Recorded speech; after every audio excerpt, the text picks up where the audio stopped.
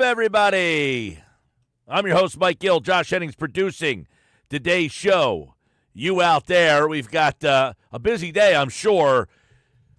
A lot of reaction to the Phillies trade deadline, which, I don't know. What do you give it? You give an A, you give a B, you give a C. No Harrison Bader in the Phillies' first lineup tonight. The lineup is out, and it is brought to you by Instant Services, South Jersey's premier HVAC, plumbing, electrical service provider. Go to instantservices.com to learn about their preventative maintenance memberships and how they can keep your systems running strong year-round. So the Phillies lineup is out tonight. It is Turner, Schwarber, Harper, Realmuto, Castellanos, Marsh, Kepler, Sosa, and Stott. I'm a little surprised by that, I got to be honest. I really thought you would see Bader play left field or center field, actually, with Marsh in left field tonight, and that you would have gotten no Kepler in the lineup. The fact that Kepler is still here is disappointing. The fact that he's in the lineup tonight, that is disappointing. Now, there is a theory out there on why the Phillies are playing with or keeping the lineup the way that it is for at least the next couple of weeks here. And that would be the theory that they want to keep Justin Crawford's rookie status, and that would mean he would have to now wait till August the 15th, I guess, is the date that they're trying to maybe hold off with him for. So for those who don't know, we looked it up earlier today. So the rule in Major League Baseball is if a player plays at least 45 games or has at least 130 at-bats, it starts the clock on their Major League Baseball eligibility. So the Phillies don't want to start Crawford's clock for arbitration and for free agency any earlier than they have to. Right. Now, I totally understand that. But let me ask you, Mike, what is more important? Is it Justin Crawford's clock or winning? Well, I mean, I see what you're saying, but their answer would be, we're winning. We're not. It's not like we're 10 games out of it. We're basically a half game out, so we can have our cake and eat it too. You might not like that answer, but, I mean, is it really changing the dynamics for them? Then my question would be, why do I need Justin Crawford up here to start or not start Harrison Bader? You might not. I mean, they might not think they need Justin Crawford. We don't know that he's going to be up here. We're just saying that, hey, it looks like that's a plausible reason why, I had said, and I was wrong about this, that it looked like it was going to tend to, if they could trade Crawford, they would. Mm-hmm. And if not, that he would be up here the next day and be playing in center field. That is not happening. So he is not here. And then, I didn't know the whole little ditty about the rookie thing. Right. So most people wouldn't, by the way. Yeah, I mean, so that wasn't something I was even thinking about because I'm saying by the way, it looks like the corresponding move for Harrison Bader is that Johan Rojas has been optioned down to AAA. Now, a lot of people can be mad, Mike. I don't know, but okay, so this is interesting. Yeah. Rojas has been optioned to AAA. Where's he going to play? Is he going to play? Now you have the same situation. You have Rojas going to AAA. You have a center fielder already at AAA that you just said yesterday, Dave Dombrowski, that why Justin Crawford isn't possibly up here already is that he has to play every single day. That is something that they want. When Crawford gets called up, they want him to play every day. We think he's ready to play at the big league level. We could bring him up. If we do bring him up, he needs to play a lot. I'm not sure that we're in a position to do that at this point today, but he's not somebody that we would hesitate to bring up if we decided that was the right thing to do. It's not like like Painter, like a lot of those youngsters, they can use more development time. It will never hurt them. When they're going to get here, they're going to have to make some adjustments. But he's also in a position where We think he's ready to do that when called upon. So we think he's ready to do that when called upon. We think he's ready to play in the big leagues. And then, of course, the question is, then why isn't he up here? I have no idea what that answer is. Is the answer that they're sending Rojas down to play center field and to get Crawford more time in left field? Could be. I mean, we'll see what the Iron Pigs lineup looks like tonight. Now you got to look out for that line. Although I don't think Rojas would be in the Iron Pigs lineup tonight, so we probably won't have that answer Till tomorrow. Probably till tomorrow. But Rojas has been sent down, which is interesting because now Rojas, you lose his ability on the base pass if you want a runner late in the game. I would think everybody was surprised that Weston Wilson was the guy that stayed up here, but I guess they feel that Wilson's versatility versus Rojas basically being pigeonholed to playing one position on the field kind of limited that. But I guess it also tells you what they look at Bader as a platoon player.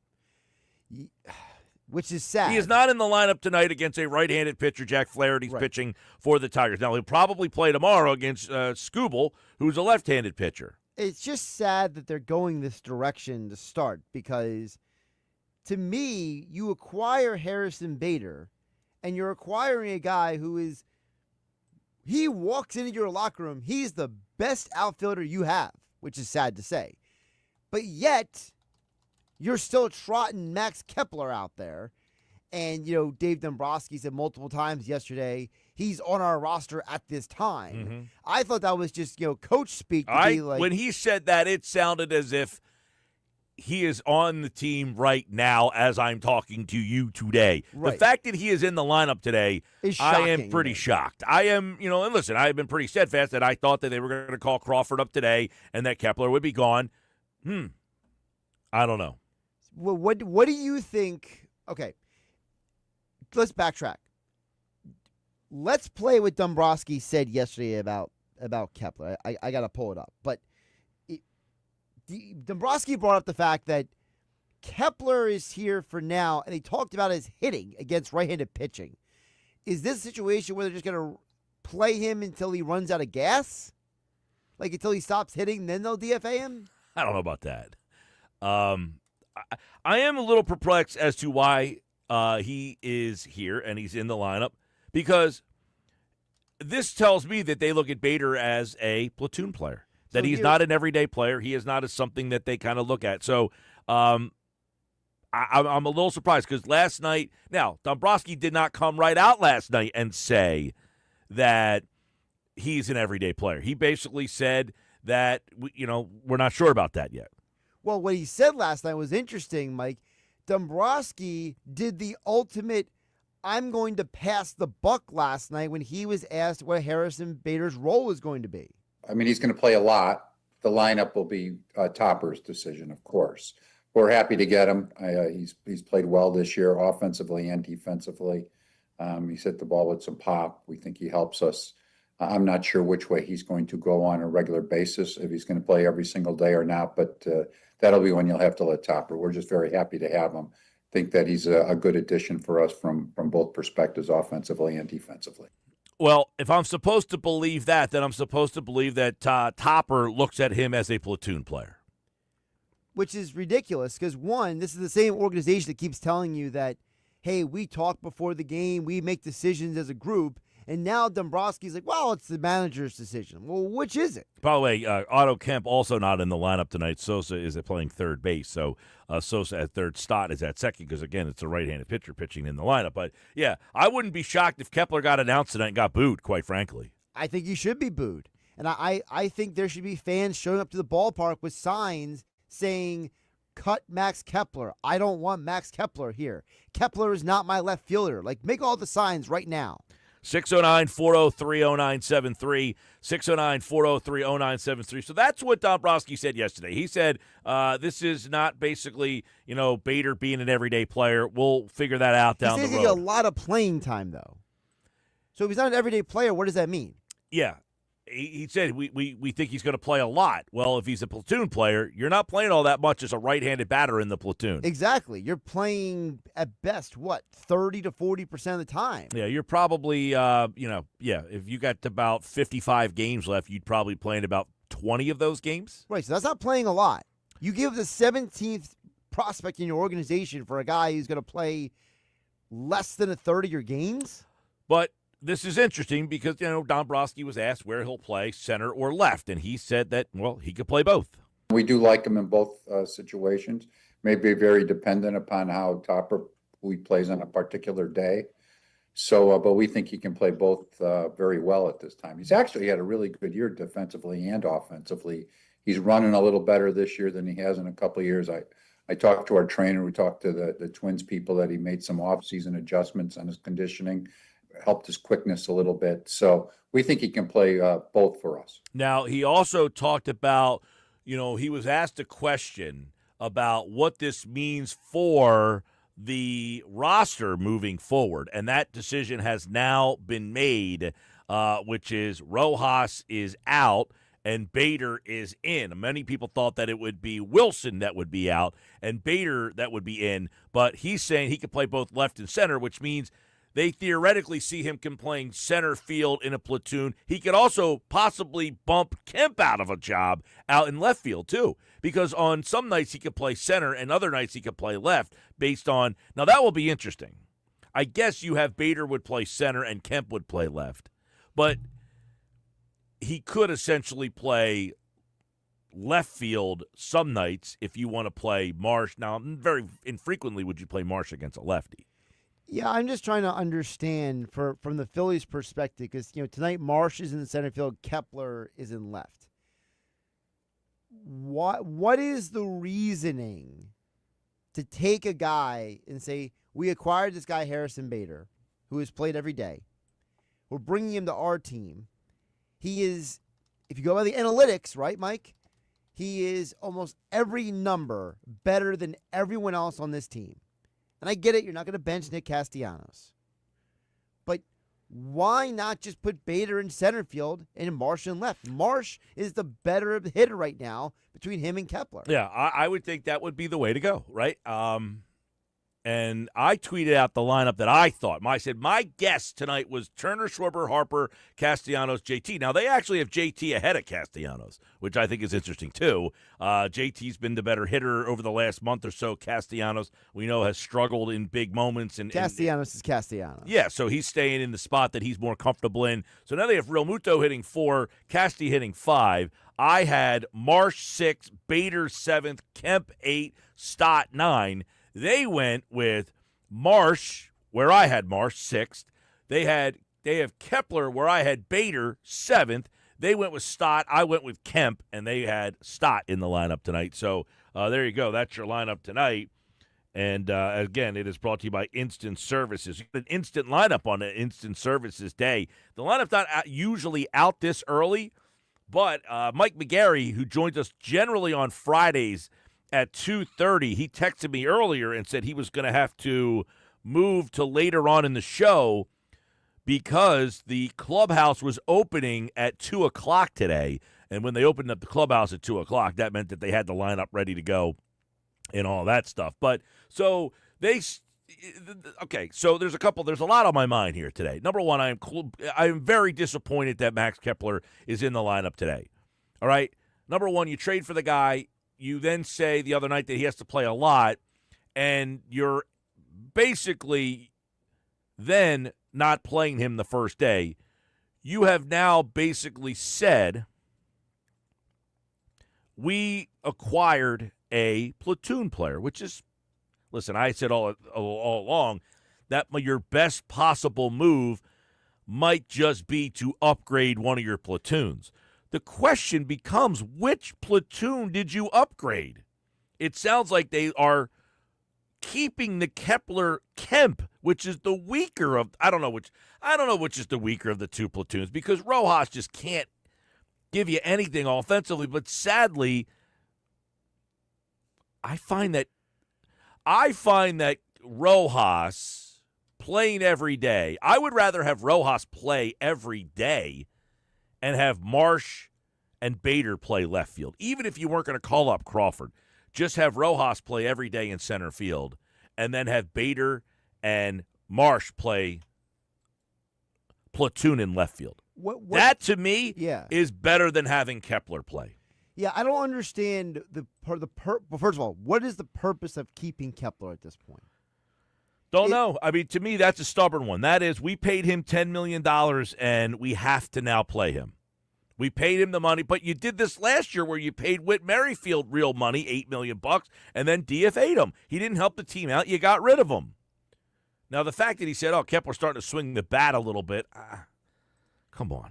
Was that him? By the way, here's what he actually said yesterday about Kepler that made us all roll our eyes. And now we're rolling our eyes even more the next day. Well, he's playing in left field for us at this time. He's actually been swinging the bat a little bit better, particularly versus right-hand pitching. But he's part of our roster at this time. Yeah, he's part of our roster at this time. Was mostly, guys, you know what the answer is here. That's how I took that, right? That's why I took it as well. I thought the whole point was they were saying, hey, I just got to tell you that Kepler's on the team, so you stop asking me questions. I thought that's what it was. I didn't think he literally was going to be on the lineup the next day. Yeah, I am pretty shocked by that. You could have literally put Kepler on the injured list because of his quote-unquote injury. Right, you took him out of the lineup the other night. Right, you could have put him on the injured list. You would have had to option Rojas down. You could have turned around and been like, all right, we got a 10-day window. Let's see how Bader, Rojas, and Marsh play out. But instead, they wanted to run Kepler right out there. I mean, does Kepler have blackmail in them? Like, what's going on here? Yeah, it's a little bit surprising. And then the whole thing with Crawford is we played the bite earlier that said, look, we think he's ready to play, but more seasoning never really hurt anybody. The whole Crawford thing is you're going to bring a guy up maybe August 15th or September 1st and say, hey, by the way, dude, we need you to now go play center field. So this is a weird situation that is really been driven by the fact that they made a mistake in the offseason with Kepler. That was a mistake. Now, instead of trying to fix and rectify the mistake, they're doubling down on the mistake. So they now have said, we need help in center field because Rojas hasn't given us enough offensively. So we went out and got a guy in Bader, and we're just basically replacing Bader with Rojas with Bader. That's what it looks like, at least on Friday. By the way, have you seen this Micah Parsons? I just saw the Rappaport tweet. I don't know if anybody else has tweeted it. But he has posted. Oh, now I'm seeing the full. Oh, my goodness. I got to read this. Micah Parsons posted himself. He says, yes, I wanted to be here. I did everything I could to show that I wanted to be a Cowboy and wear the star on my helmet. I wanted to play in front of the best fans in sports and make this America's team once again. But essentially, he says, I no longer want to be here. He says, I no longer want to be held to close the door negotiations without my agent present. I no longer want shots taken at me for getting injured while laying it on the line for the organization, our fans, and my teammates. I no longer want narratives created and spread to the media about me. I have purposely stayed quiet in hopes of getting something done. But since there is confusion out there, let me clear some things up. I had my agent reach out to the Cowboys. Oh, my goodness. Yeah. So Terry McLaurin and now Micah Parsons want to be traded. It's a great day to be a Philadelphia Eagles fan. Right? Eagles fan, maybe not a Phillies fan. It is not the same great day. I mean, the Phillies, listen, I do want to say this, okay? Did the Phillies knock my socks off yesterday? No, they did not. I think they got the best closer that they possibly could. I think they upgraded that spot big time. But what I will say in the grand scheme of things, in reality, in the current landscape of this MLB, I do not think there is a favorite among any of the 6 teams in the National League. I think all 6 teams can legitimately win the World Series. The Mets, the Cubs, the Brewers, the Dodgers, the Padres, the Phillies. Those 6 teams, I don't think there's a favorite. None are the favorite. I'm not sure there was a move to make any of those teams the favorite. I think all these teams are what they are. They have their flaws. They have their strengths. The Phillies' strength is pitching. Did they improve their club, in the words of Dave Dombrowski? Yes, they did improve the team. Did they do it to the level where you now think they are by far the favorite? No, they did not. But I don't think anybody right now is the favorite. But I will say the lineup tonight is perplexing and disappointing to see. For the Phillies on Alumni Weekend, Wall of Fame night, you make a trade for a guy, and you're supposed to say, hey, we made this trade. This was supposed to help this roster, and you have Max Kepler hitting in the lineup tonight. it is a kind of a deflation, if you will. On a weekend where randos like Ben Francisco and Ben Revere are coming back. Yeah, I'm going to read the name of the alumni weekend. You sent the guy who's the modern equivalent of them down to AAA. Ben Francisco, Ben Revere will both be in the house this weekend But not for Johan alumni Rojas. weekend. Yeah, Johan Rojas apparently sent down. That's according to reports. And I guess Daniel Robert, is the pitcher who got sent down to make room. Have you seen the pictures online of the Phillies have Duran's like the flames and everything on the Seen walls? it, no. Yeah, McGarry has it up on his Twitter. Nice. Rojas and Robert are optioned to AAA as the moves for Harris and Bader. That, according to Scott Lauber just a couple moments ago. All right, when we come back, there is one guy who likes Harris and Bader and his fit in the Philadelphia lineup. You'll hear from him, a former Phillies player, a 9-year Major League Baseball veteran, joins me next and tells us why he likes Harris and Bader to the Phillies. That's right here on a Friday edition of the Sports Bash.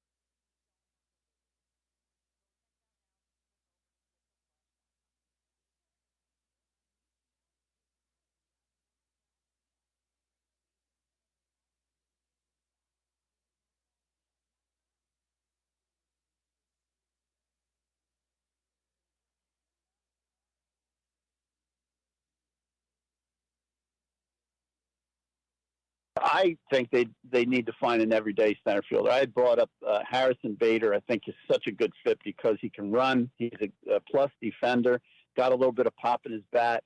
And I think you can obviously run him out there against right-handers or left-handers.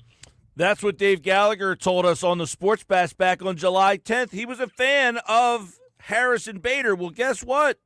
Bader is here. He's not in the lineup tonight.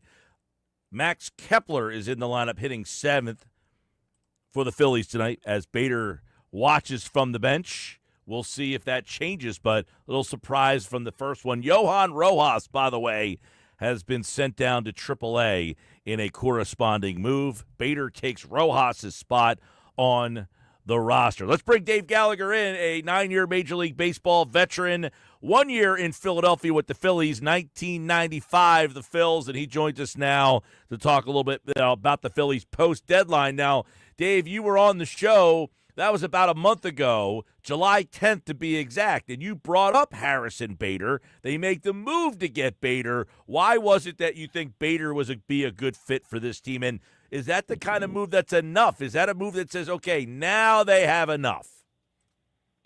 Yeah, I'm on the payroll right now of the Phillies. They're listening to everything I say on your show, and they're taking my advice. Now, I would say maybe a better move for the fans and for the team to make a run at this World Series would have been a middle of the lineup, power hitting right-handed hitter, bona fide guy, but you would have had to give up more to get that. So what they've ended up with, I do like Bader as a fit for all the reasons that I said. He is above average speed. He can pinch run if he doesn't start. He's got a little bit of pop in his bat, and he is an excellent defender in center, very reliable. And he's got major league experience under his belt. So I don't think, he'll wet the bed in the playoffs. I think he'll just be him. So I'm hesitating to say, are they going to platoon him? The reason I say that is you're talking to a guy that I played on 7 different teams. I was traded mid-season several times. Some managers like to let you get settled in, maybe watch a game from the bench before they throw you into the fire. That could be the case. You might just let him watch, let him get a feel for the team and how they do things and his teammates, and maybe. Because I'm kind of with you, and I believe Josh felt the same way.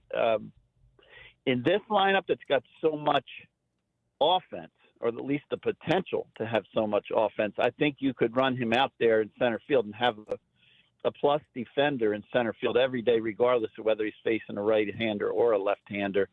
I'm not sure how they're going to handle left.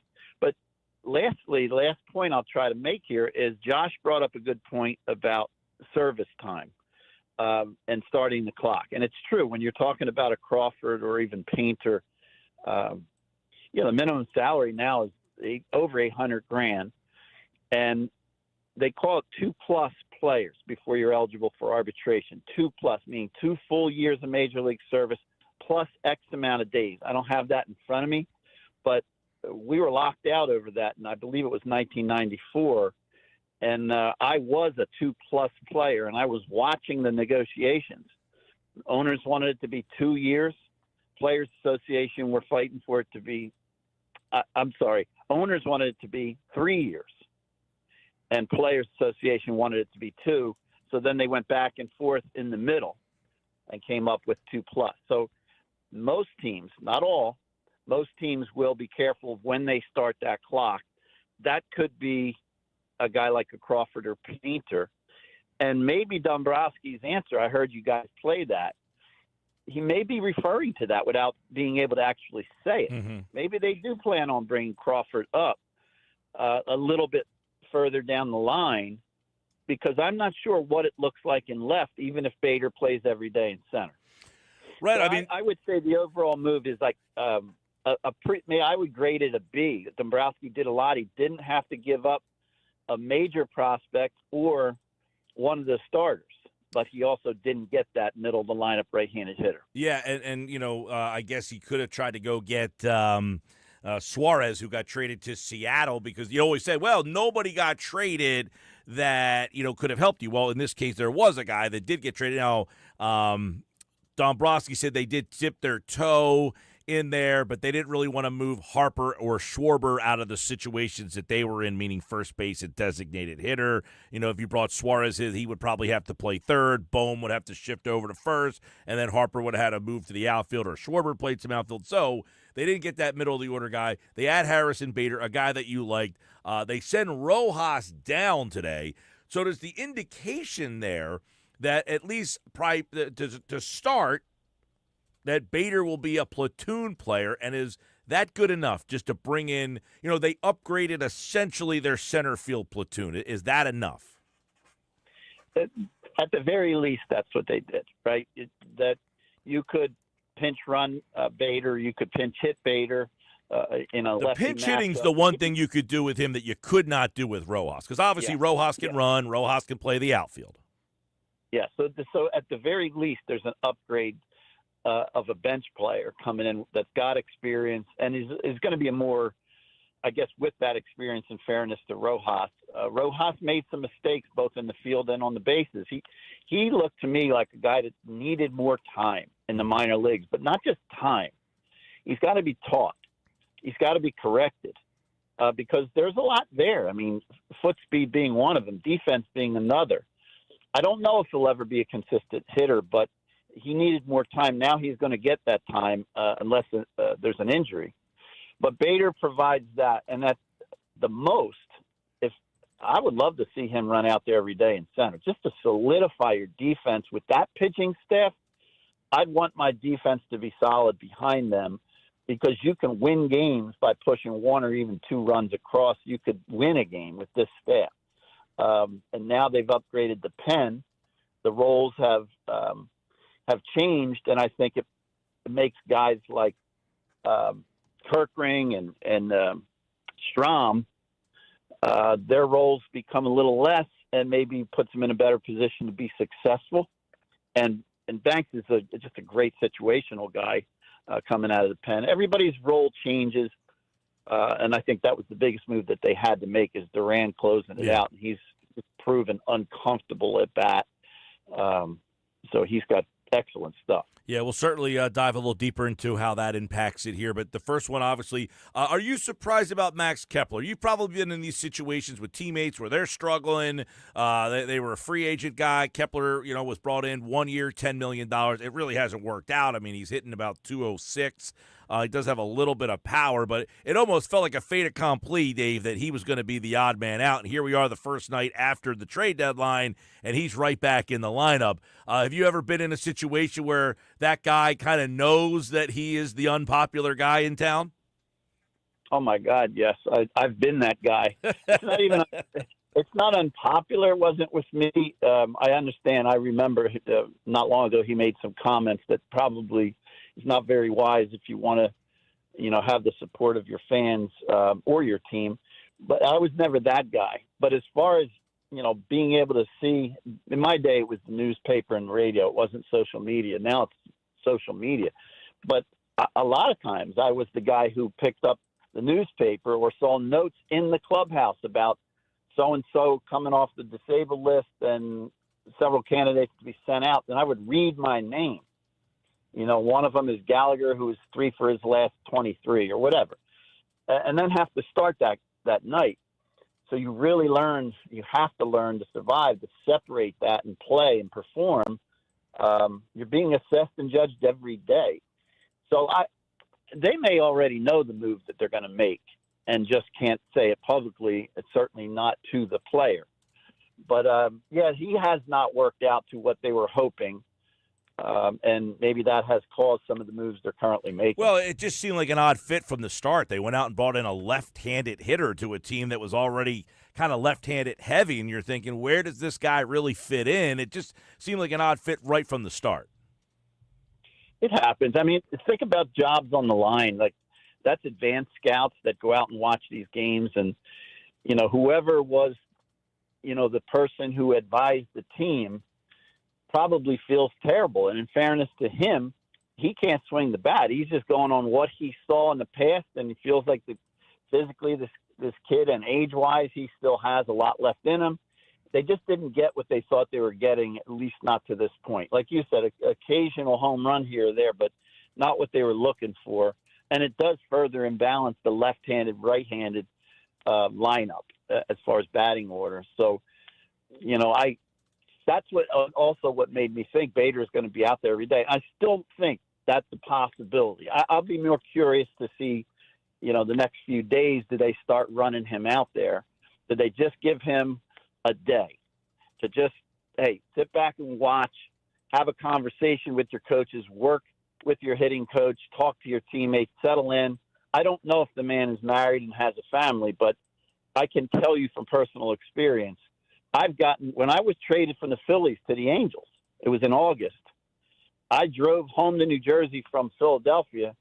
My wife was crying because of where I got traded, the Angels. Mm-hmm. I was like, oh, they're in first place. I'm not crying, but my kids, they're going to watch me walk out the door, and probably because of that location, they're only going to see me when we come and play the Yankees. We come back northeast, right? So there's a lot that people don't see and understand behind the scenes that you got to deal with. The Angels wanted me to report to Kansas City for a day game the next day because there was a left-handed starter. And I got home around midnight from Philly, and my wife said, "You're not really going, are you?" That's what she said.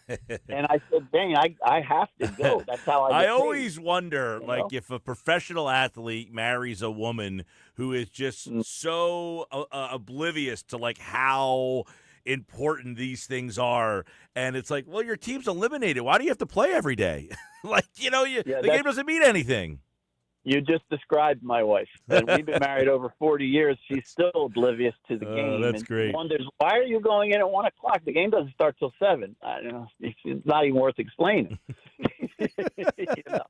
But that's my point about Bader. I don't know his situation, if he's even married or he has a family. But sometimes, and I would see Topper as the type of guy who would understand that and say, hey, take a day, get yourself settled in, get to know your teammates, and maybe that's one of the better moves you can make, and let a guy get started fresh, as opposed to rushing him, getting a bad game out of him, and getting started off on the wrong foot. I'm just saying that's a possibility. So it may not be a platoon role. It may be that they understand he's going to be pretty much an everyday player. We'll or at see. least they can play that out. We'll see, because there is a lot of options here, because the Crawford thing, I guess, looms. Dombrowski did say last night, we think he could play here now. So to which people would say, and Dave, you can kind of give some more insight on this, is, okay, you're saying this guy's ready to play now. You have an obvious need in the outfield, so much so that you trade it for an outfielder. Why do you have one of your top prospects who has done everything that he can at AAA, and he is not here? Yeah, it's a fair question. And, so far, you've heard me say this, I will always defer to the guys that are in the clubhouse as far as lineups. And who plays, who starts, because they have a feel. They're in there, they have conversations about a guy's confidence level. They know what it looks like when a guy's struggling at the plate or on defense. Defense slumps too, you know what I mean? I remember years ago, A-Rod had trouble throwing the ball across the diamond playing third base for the Yankees. It's just a lot of errors in a row that came out of nowhere. And the Yankees went and signed Mankiewicz, who was an excellent defender at first, to try to right the ship for A-Rod. So you've got to defer to them. And Dombrowski's been around and done it well for so long. We just got to see it unfold to see what the overall plan is. But as far as Mike, if you said, did they get better and have a better shot at winning a World Series, I would say absolutely yes. Now, if I had my druthers, I would have preferred a middle of the lineup, right-handed guy that's got some pop. Definitely. I think that would provide more, but they didn't give up the prospect, so they kind of have their cake and eat it too, right? They didn't mortgage the future to make the moves that they made, and getting a closer of this caliber is fantastic. And I do think Bader he's going to work out. I think so. All right, well, let's talk about the closer, because obviously this team's bullpen is been a problem. They really have not had that back-end ninth-inning guy. Just how different does that make the job of the team? You know, the manager, the pitching coach, Caleb Cotham, who runs a lot of the pitching decisions on this team, of now we have that guy in the ninth and we can kind of work our way to him. Because what this team has done in 2022, 2023, and 2024, Dave, is they have mixed and matched based on basically pockets of lineups. And if they have lefties up, you throw Alvarado in the ninth, as opposed to having, no, there's one guy that's going to pitch the ninth inning and we know who that is. I think this is massive as far as decision making. It doesn't always work out. We've seen some of the best closers in the game in the playoffs get hit or a key hit.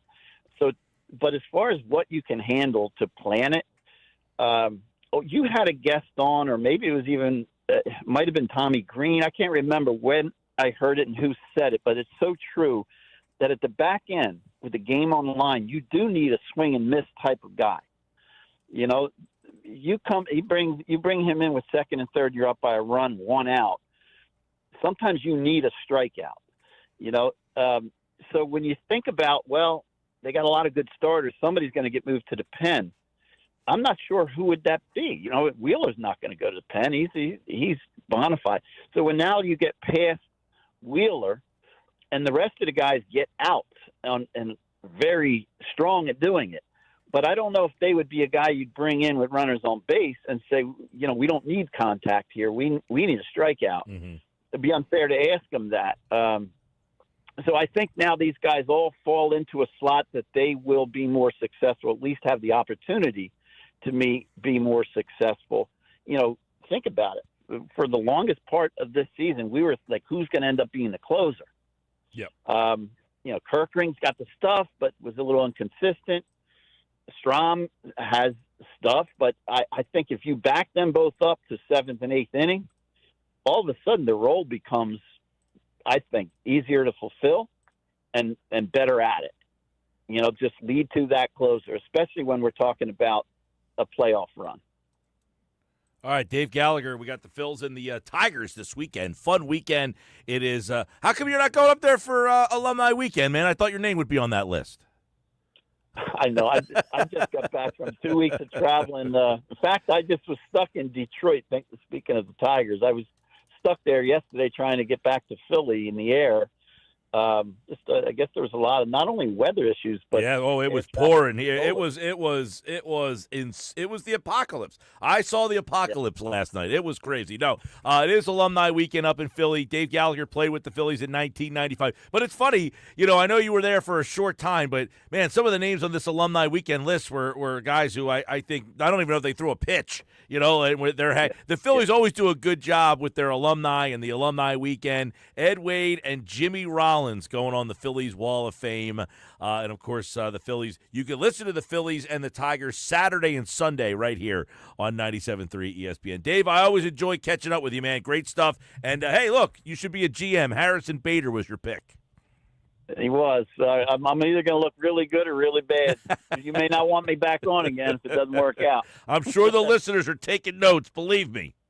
I know it. All right, Dave, thanks.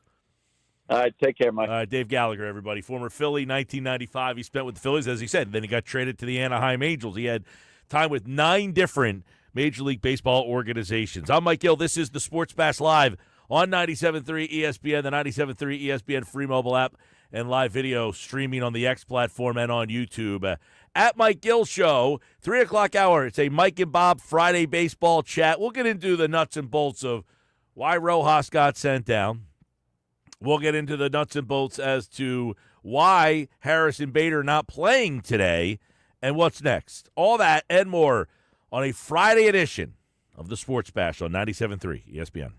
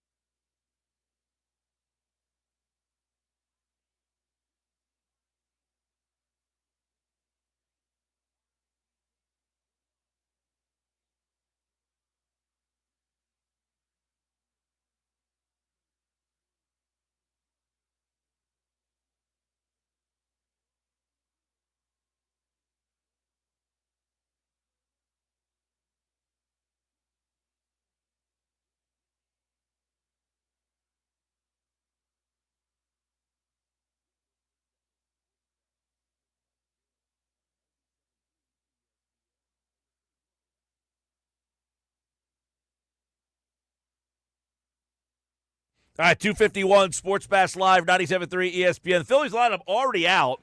Max Kepler is in the lineup, and Harrison Bader is not in the lineup today. So those of you who are looking forward to see what they were going to do with Harrison Bader, we don't really know because he's not in the lineup tonight. So it appears, at least initially,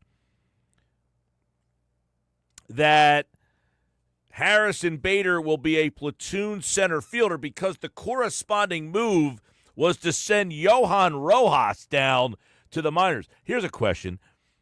Phillies fans, would you rather Rojas on the team still or Kepler? Which one of those guys is the pick? Oh, I'll debate about this all day long. To me, the answer is very clear. You want Rojas. I got 2 million lefties. I don't need another guy wasting The problem money. with Rojas is he is very limited offensively. That is the one problem there. That's fine. I'm not starting him, though. See, that's the difference. You're starting Kepler. If you would have DFA'd Kepler and kept Rojas, it's not like Rojas is starting because your center field is Bader, your left field is Marsh. Boom. Easy. Problem with that, though, is Rojas offers – you can't use him as a pinch hitter. But why would I need him as a pinch hitter? Because there's games where the left-handed batter starts the game, in the platoon situation. Now, you're just saying play Bader and you don't need a pinch hitter. That's what you're basically saying, that he's not a platoon. Correct. I'm saying just put Bader in center field. Well, what about Marsh? You need a hitter he's for Marsh. left-handed. Well, he's left field. Yeah, but you still need someone to hit for him. I guess it would be Kemp or... I guess it'd be Kemp or Wilson. Mm-hmm. Yeah, the problem is Rojas is essentially eating up a roster spot and he doesn't bat. That's the problem with him. Sure. But at the same time, when Marsh, you could platoon and have him, Harrison Bader. Listen, I like Rojas more than most people do. I just don't see where he has any role because you're not going to use him as a defensive replacement. Well, you could. But you're not going to. Harrison Bader is a good enough center fielder that you're not going to take him out of the game. No, we could put Rojas in left. Or put Bader in left and Rojas in You could center. do that, but I think Marsh is a good enough left fielder that he doesn't need to be replaced. Right. And by the way, Kepler is a good enough left fielder that he doesn't need to be replaced. Right. The problem with Kepler, Rojas serves no role now. Like before, if Marsh is playing center field, you keep Rojas because he would replace Marsh late in the game. So then what is more valuable? Is it Kepler's potential offense or Rojas being a right-handed bat? Well, Rojas isn't a right-handed bat, and that's the problem. He's no bat. So do you think the Phillies made the right decision? He's just not they don't look at him as a bat at all. So you're saying that Kepler's potential is more valuable. Well, the fact that if there was a right-handed pitcher, you could pinch hit Kepler for somebody. I don't know why you would. I don't know why you would either. I just don't think I don't have time for Kepler anymore. I'm over him. I have too, but listen, Rojas is I have no problem with Rojas. He is what he is. But he really, when they got Bader, he really just doesn't have a role now on this team, and therefore he's not here. Hey, vote at Mike Gill Show. Post-trade deadline, who's the better team, Phillies or Mets? Right now, 72% are going one way, Josh. Which way are they going? Great question. Who's the better team, Phillies or Mets? 72% think this team is the better team. I mean, this is a pretty negative fan base, so I think that might give you a hint. Well, think about it. I'll ask you on the other side if you don't get to give me an answer in the next 9 seconds. More Sports Bash coming up. It's a Mike and Bob Friday baseball chat. You don't want to miss it. It's next.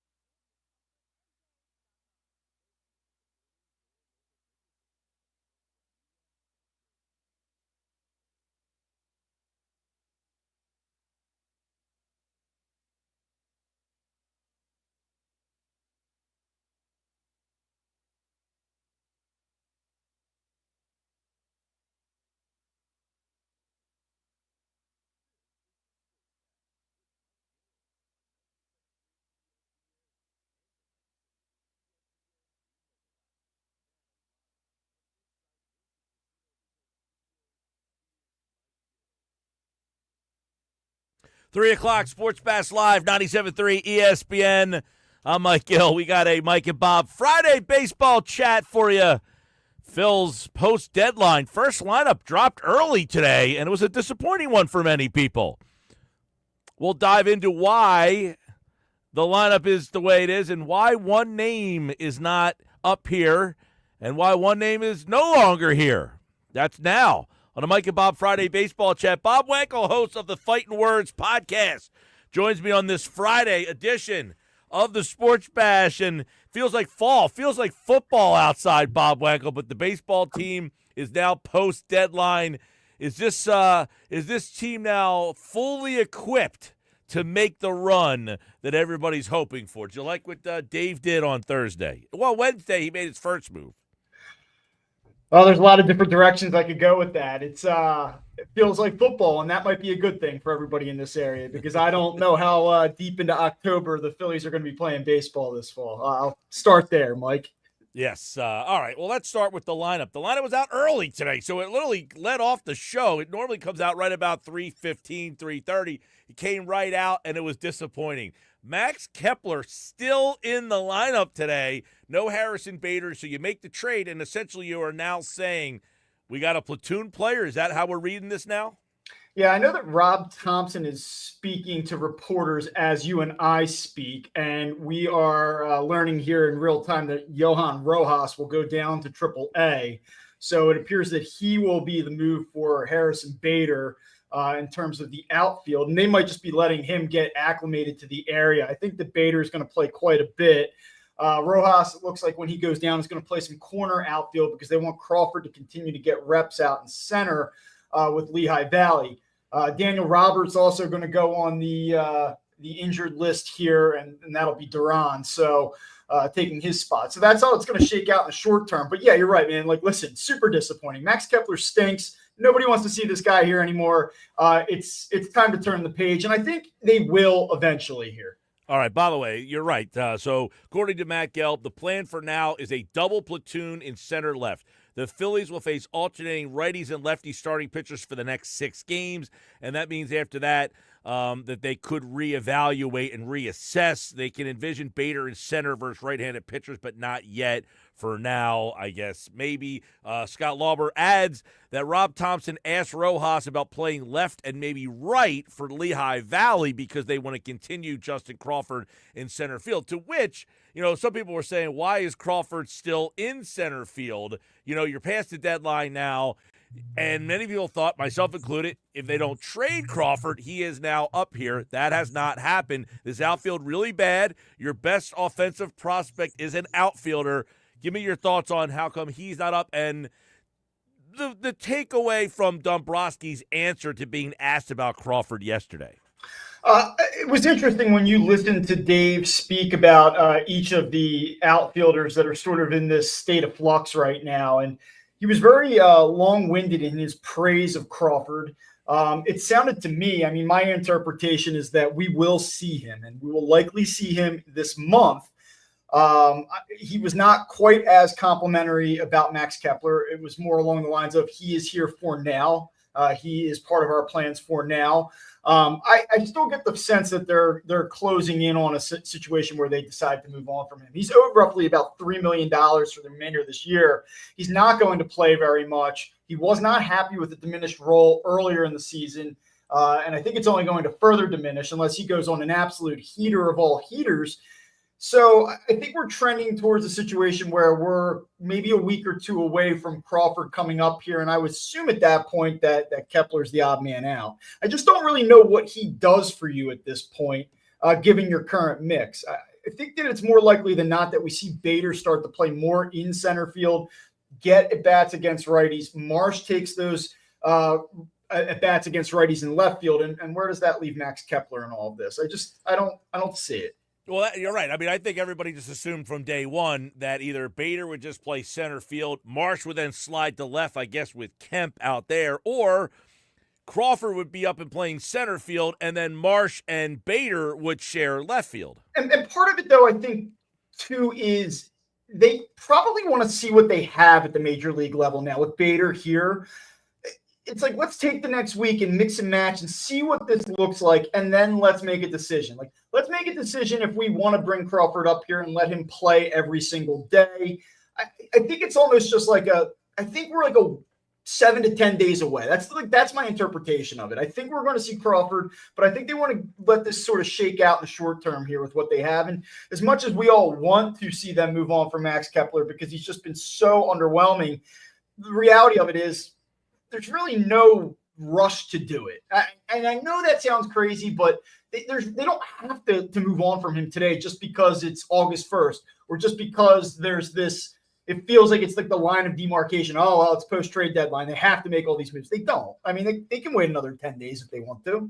Well, and I guess is there some line of demarcation to where that rookie number is? I think it's August 15th that they can control Crawford for another year if they wait until August 15th. So that August 16th becomes the day that we see if Justin Crawford gets the call here. Yeah, and the reality of it, too, is – Justin Crawford's here. They can be up on him. They can believe in him, and they can believe in him as a full-time, meaningful piece moving forward. But the reality of it is right now, though the outfield is underwhelming, they may feel like in the short term that what they have up here gives them a better opportunity right now. Like it's the best lineup for tonight, for this series, for this week. And do you want to throw a guy like Justin Crawford into the mix in the middle of a division race and in the middle of a season where a team's trying to win a championship? I don't think that what they have in the outfield is good enough if you want to get to that. So I'd almost say, why not? Let's just see. But maybe they just feel that he's not quite ready to be a needle mover for them. Yeah, and that's an interesting thing about it is, hey, you have a really, really bad outfield production right now. Your best offensive minor league player is an outfielder, and yet he cannot get a opportunity. That's got to be a little deflating for the kid, though, no? I would imagine so. I mean, he's in the lineup for Lehigh Valley. They have a doubleheader today, and he's still there, and he probably feels like to some extent, okay, I survived the trade deadline. They feel invested in me, and so that's got to feel good that they've hung on to him. But and Bob, what else do I have to do? What else do I have to do? Not only that, now you send Rojas down to AAA. Now I guess they're saying we want you to play some left and right, which really doesn't make a lot of sense because Bader has played left field. Why not just move Bader to left field in that situation? And if you want to use Rojas as a defensive replacement, just put him in center field. Like, why does he need to learn how to play left and right field? That sounds to be a little frivolous. I mean, I think what we're looking at here is the writing is sort of on the wall. Like, I don't think that Johan Rojas is part of their long-term plan, so he can play left field, right field, left bench for all that. It doesn't matter. Who cares? I don't think that Johan Rojas is ever going to be part of the mix here at the major league level unless it's an injury replacement ever again, quite honestly. I don't know why you would want to go back to him at the major league level. Yeah, well, listen, I said before, I'm not the biggest Rojas hater in the world, but when you brought Bader here, he just has no role because he just can't hit. I mean, you're never going to use him as a pinch hitter. At no point are you going to say you're going to hit for somebody. So that basically limits you to being a defensive replacement, which now with Bader here, you don't need a defensive replacement. Yeah, I mean, maybe he comes up and he's the last outfielder on the roster, defensive replacement type guy in the future, but I just don't, whatever. No spot honestly, there for him. Yeah. So Harrison Bader is here, probably a bottom of the half of the lineup guy, 7, 8, 9. Possibly a platoon player. Maybe he gets a little bit more time against right-handers than a normal platoon guy gets, and that's what you have offensively. There's no real changes. I guess when Bohm comes back, he goes back because right now they're hitting Real Muto in the 4-hole today, which is, kind of scary when you think about JT Realmuto was hitting number 4 in your lineup. Well, JT Realmuto is sitting number 4 because they just have to play the hot hand. They just don't have somebody that you can slot in there and say this skill set, this player works in this role. I mean, Nick Castellanos had a 598 OPS in the month of July. I mean, he's supposed to be the guy that you put there and say, like, all right, you are going to be the middle of the bat or a middle of the order bat. And he just isn't that guy. I mean, look, I think you make an argument that there's 3 or 4 guys in this lineup that you see on a nightly basis that you'd feel like the team would be improved if they weren't here. And, I think that's Castellanos, Stott, and Kepler right now. You think they tried? You think they tried to move any of those guys the last 2 days?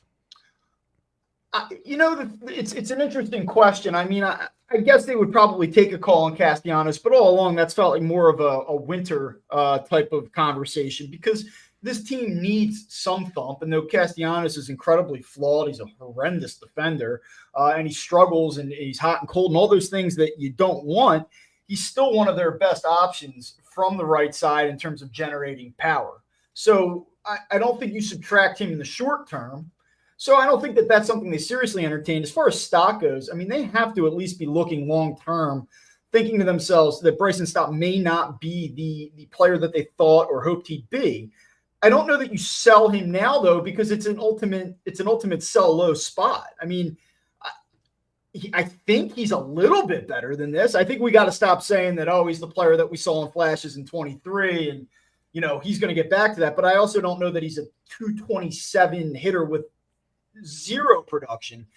So again, I think that's something you look at during the winter. And as far as a guy like Bohm goes, I think that's another player that they're going to evaluate this offseason and look to maybe move on from as well. Well, I was going to say, if Bohm's healthy, would they be making calls on him last week or today? I mean, maybe a team would look at that and say, you know what, it's worth entertaining this. In other words, could you have called Arizona and said, hey, we'll take Suarez, we'll give you back Bohm?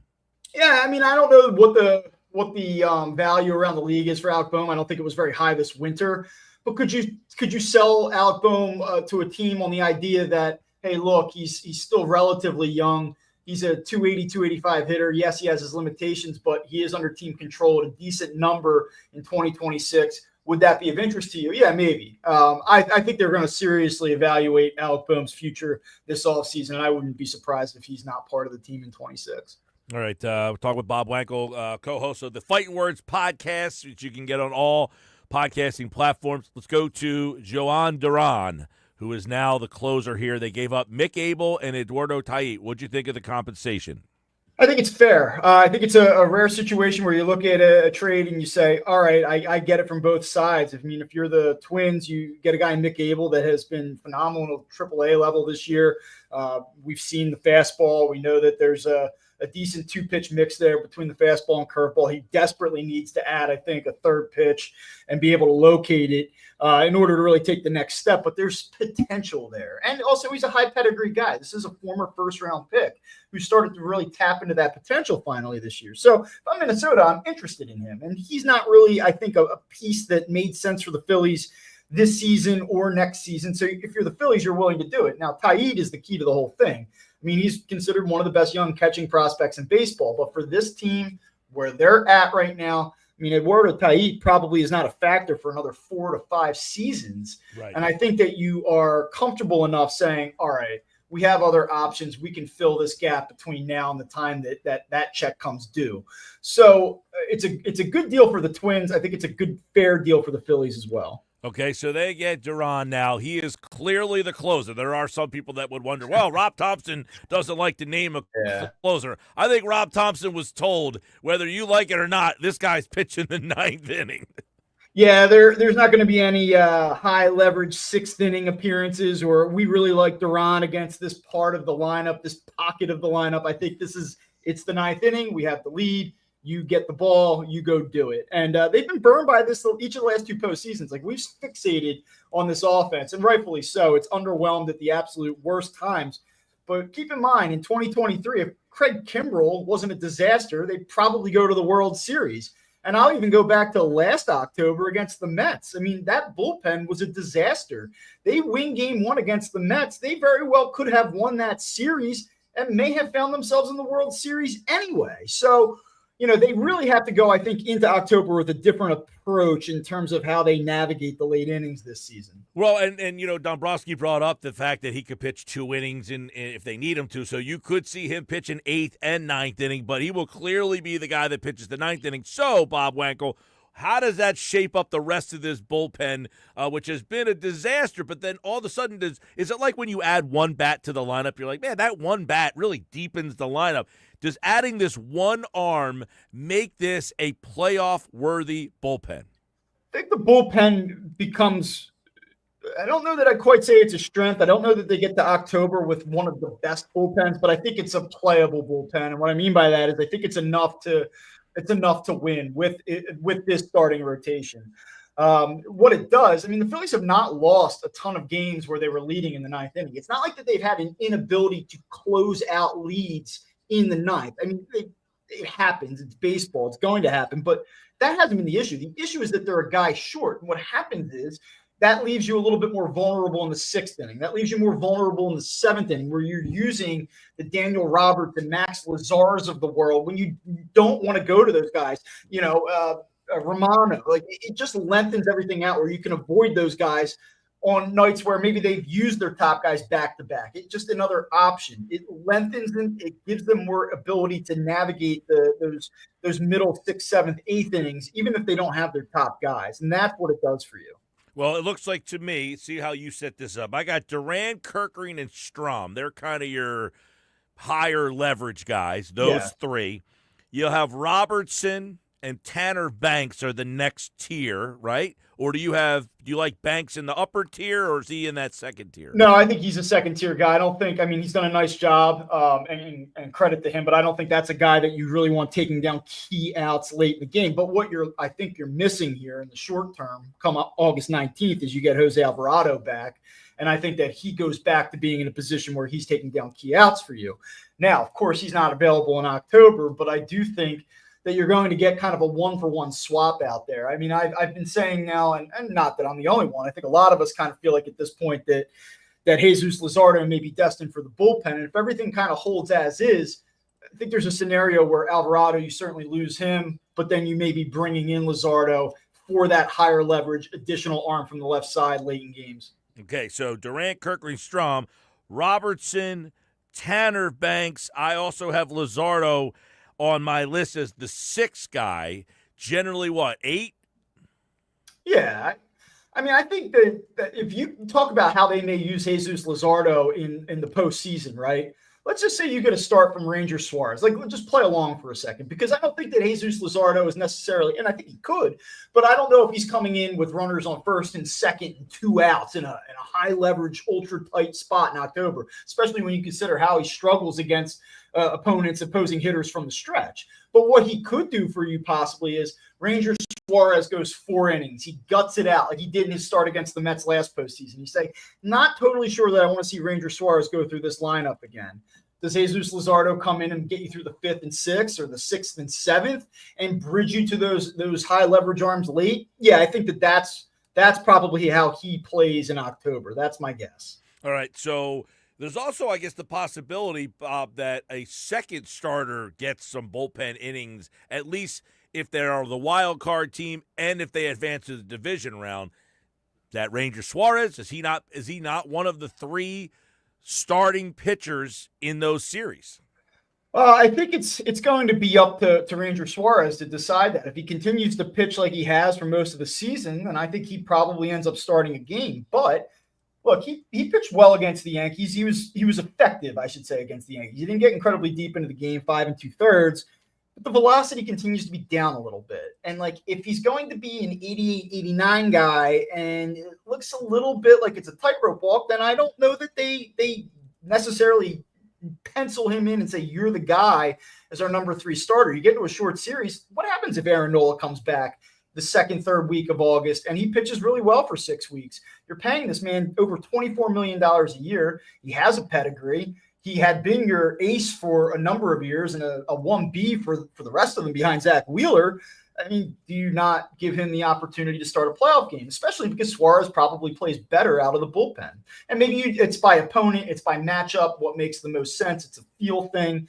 But I don't think it's outside the realm of possibility that Ranger Suarez doesn't start a game for you, certainly in a wild card series, which they look destined to play. I think that will be fascinating. What is your takeaway from Dave Dombrowski being asked about Andrew Painter yesterday? Does he have a role this year in any capacity?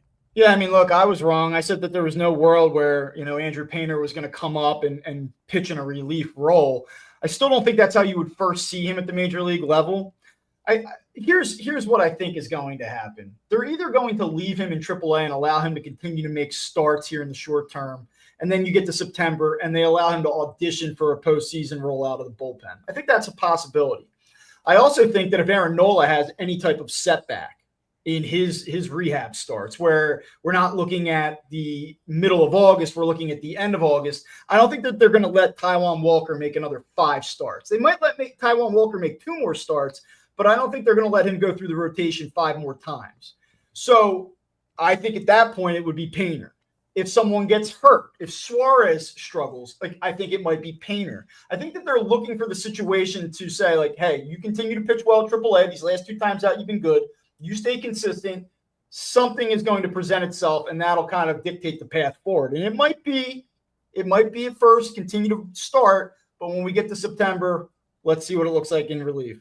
All right, we'll be keeping an eye. Phillies and Tigers, good one this weekend. By the way, the post-World Series odds have just been dropped, and the Phillies are right now the second shortest odds to win the World Series. The Dodgers are the favorite, plus 280. The Phillies are plus 850. The Mets, plus 950. Bob, who do you like better right now, the Phillies or the Mets after the deadline? I can tell you right now, our listeners, 70-30 like the Mets better than the Phillies. I'll put it to you this way. I think that the Mets are a better bet to win the division. I think the Phillies with the starting pitching would be a better bet to win the World Series, though, by the way, I do not predict that whatsoever. Okay, well, with a Mike and Bob Friday baseball chat in the books, I will not be here on Friday next week, so no Mike and Bob Friday baseball chat for you, but it's good to see you, man. Good to see you, Mike.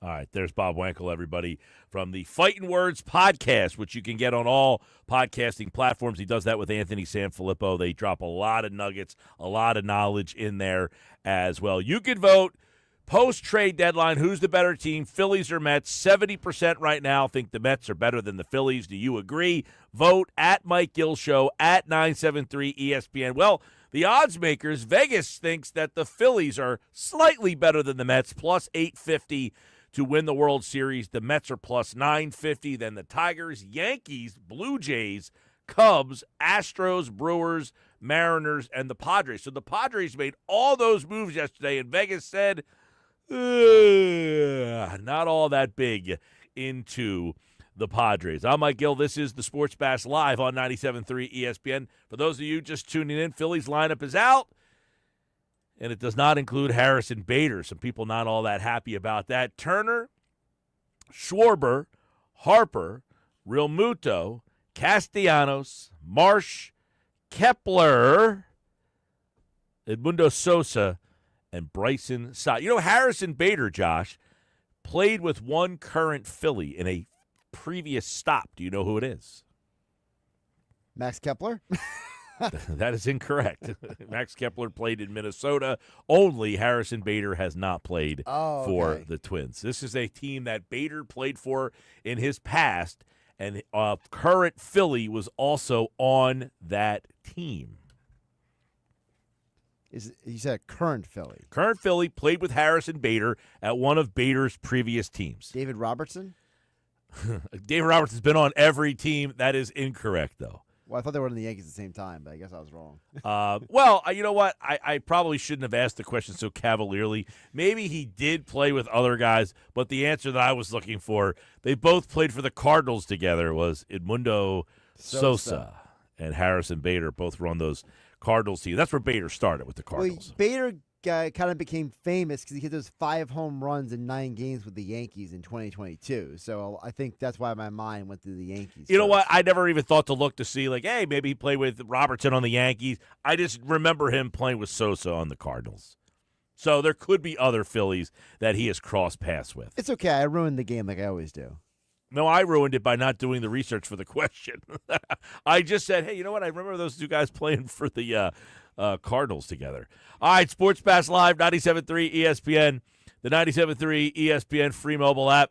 Live video streaming on the X platform, YouTube, at Mike Gill Show. If you're watching on the YouTube channel, please subscribe. If you're watching on the X platform, please hit the repost button. If you're listening on the radio, text in 609-403-0973 with your thoughts and comments on the Phils as they'll play the Tigers this weekend starting tonight. And by the way, you can listen to the Phillies and the Tigers Saturday and Sunday on 97.3 ESPN. The Sunday coverage starts at 3:30, and the Sunday night baseball coverage starts at 6 p.m. right here on 97.3 ESPN.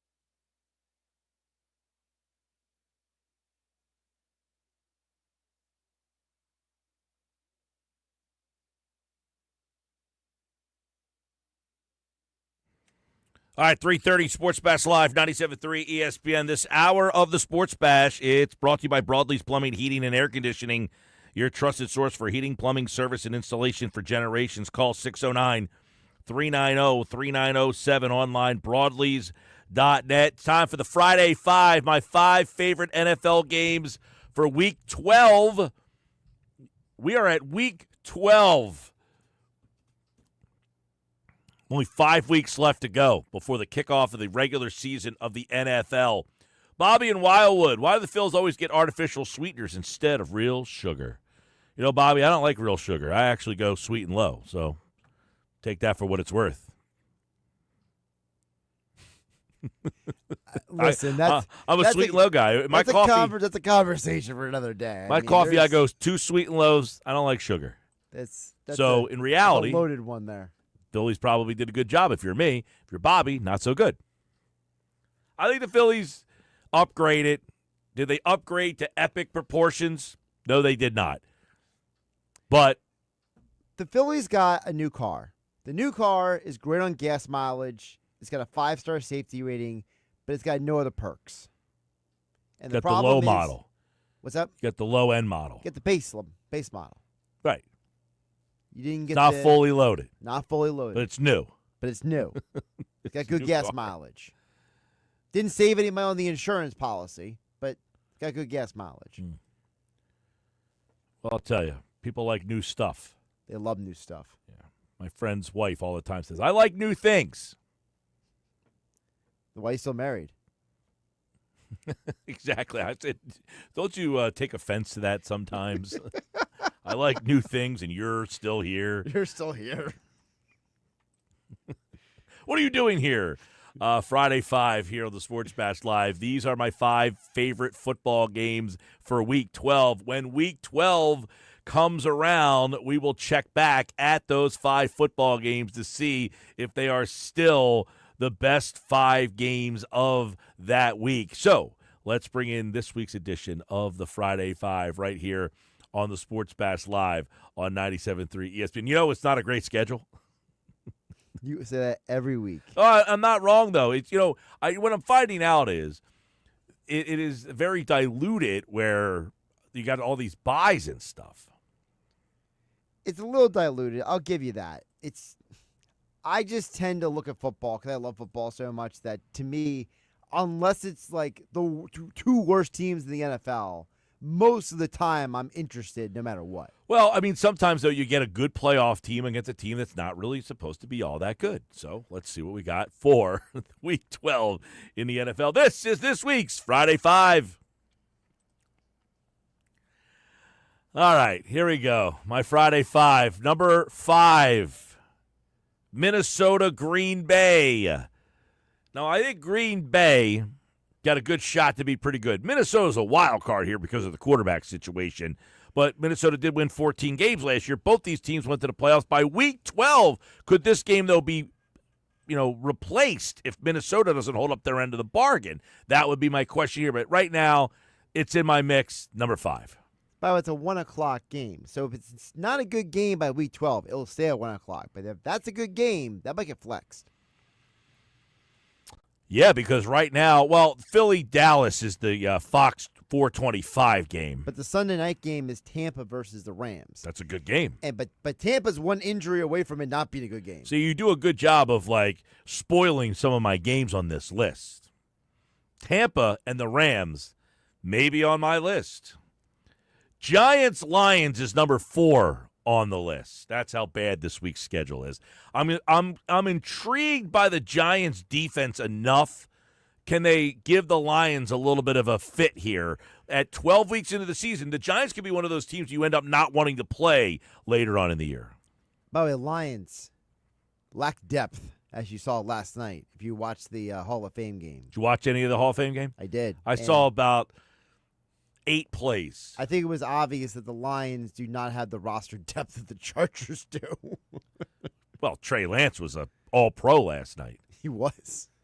All right. Lions didn't belong on the same field. I think the Giants' defense, by the 12th week of the season, you're going to be like, I don't want to play that team with the Giants. Listen, you're not going to get an argument from me. I've been saying for a while, I think the Giants could be a sneaky 6-7 win team and scare the you-know-what out of people every week. That's why I have them in this week's Friday 5 against a Lions team that could be fighting for number 1 seed or, NFC North. I mean, Minnesota, Green Bay, and the Lions are all in my Friday 5 this week, as is the Bears against the Steelers. That's my number 3 game this week. Steelers, Bears, number 3. It's Rodgers and Caleb Williams.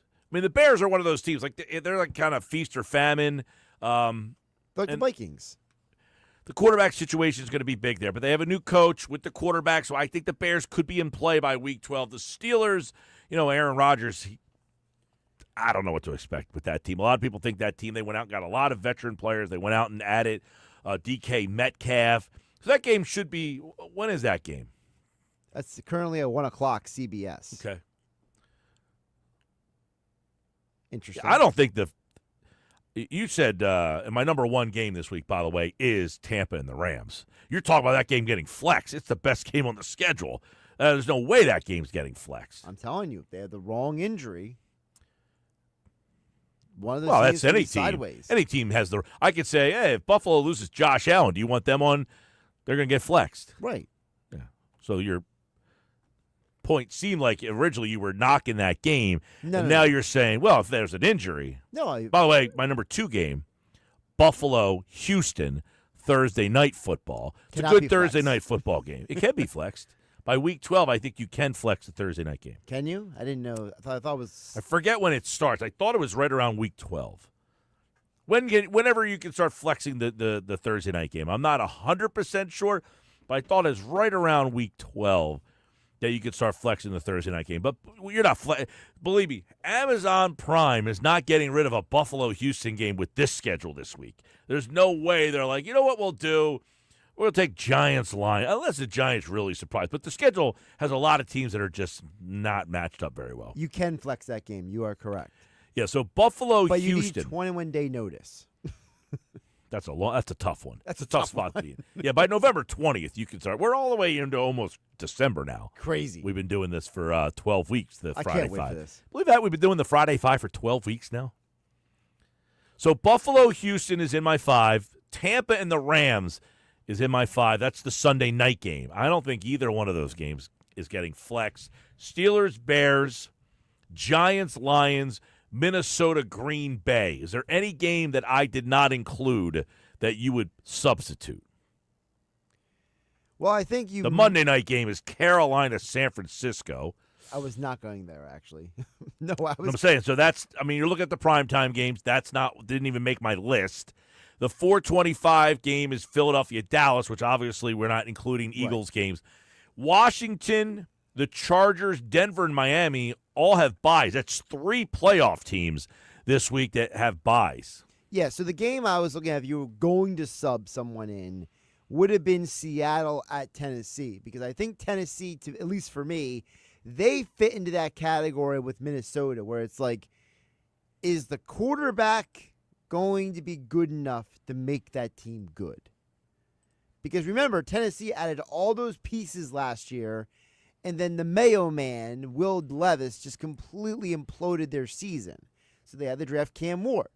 If Cam Ward is half the player you think he is, then with the pieces like Tony Pollard and Calvin Ridley and all those guys, that should be a very interesting team.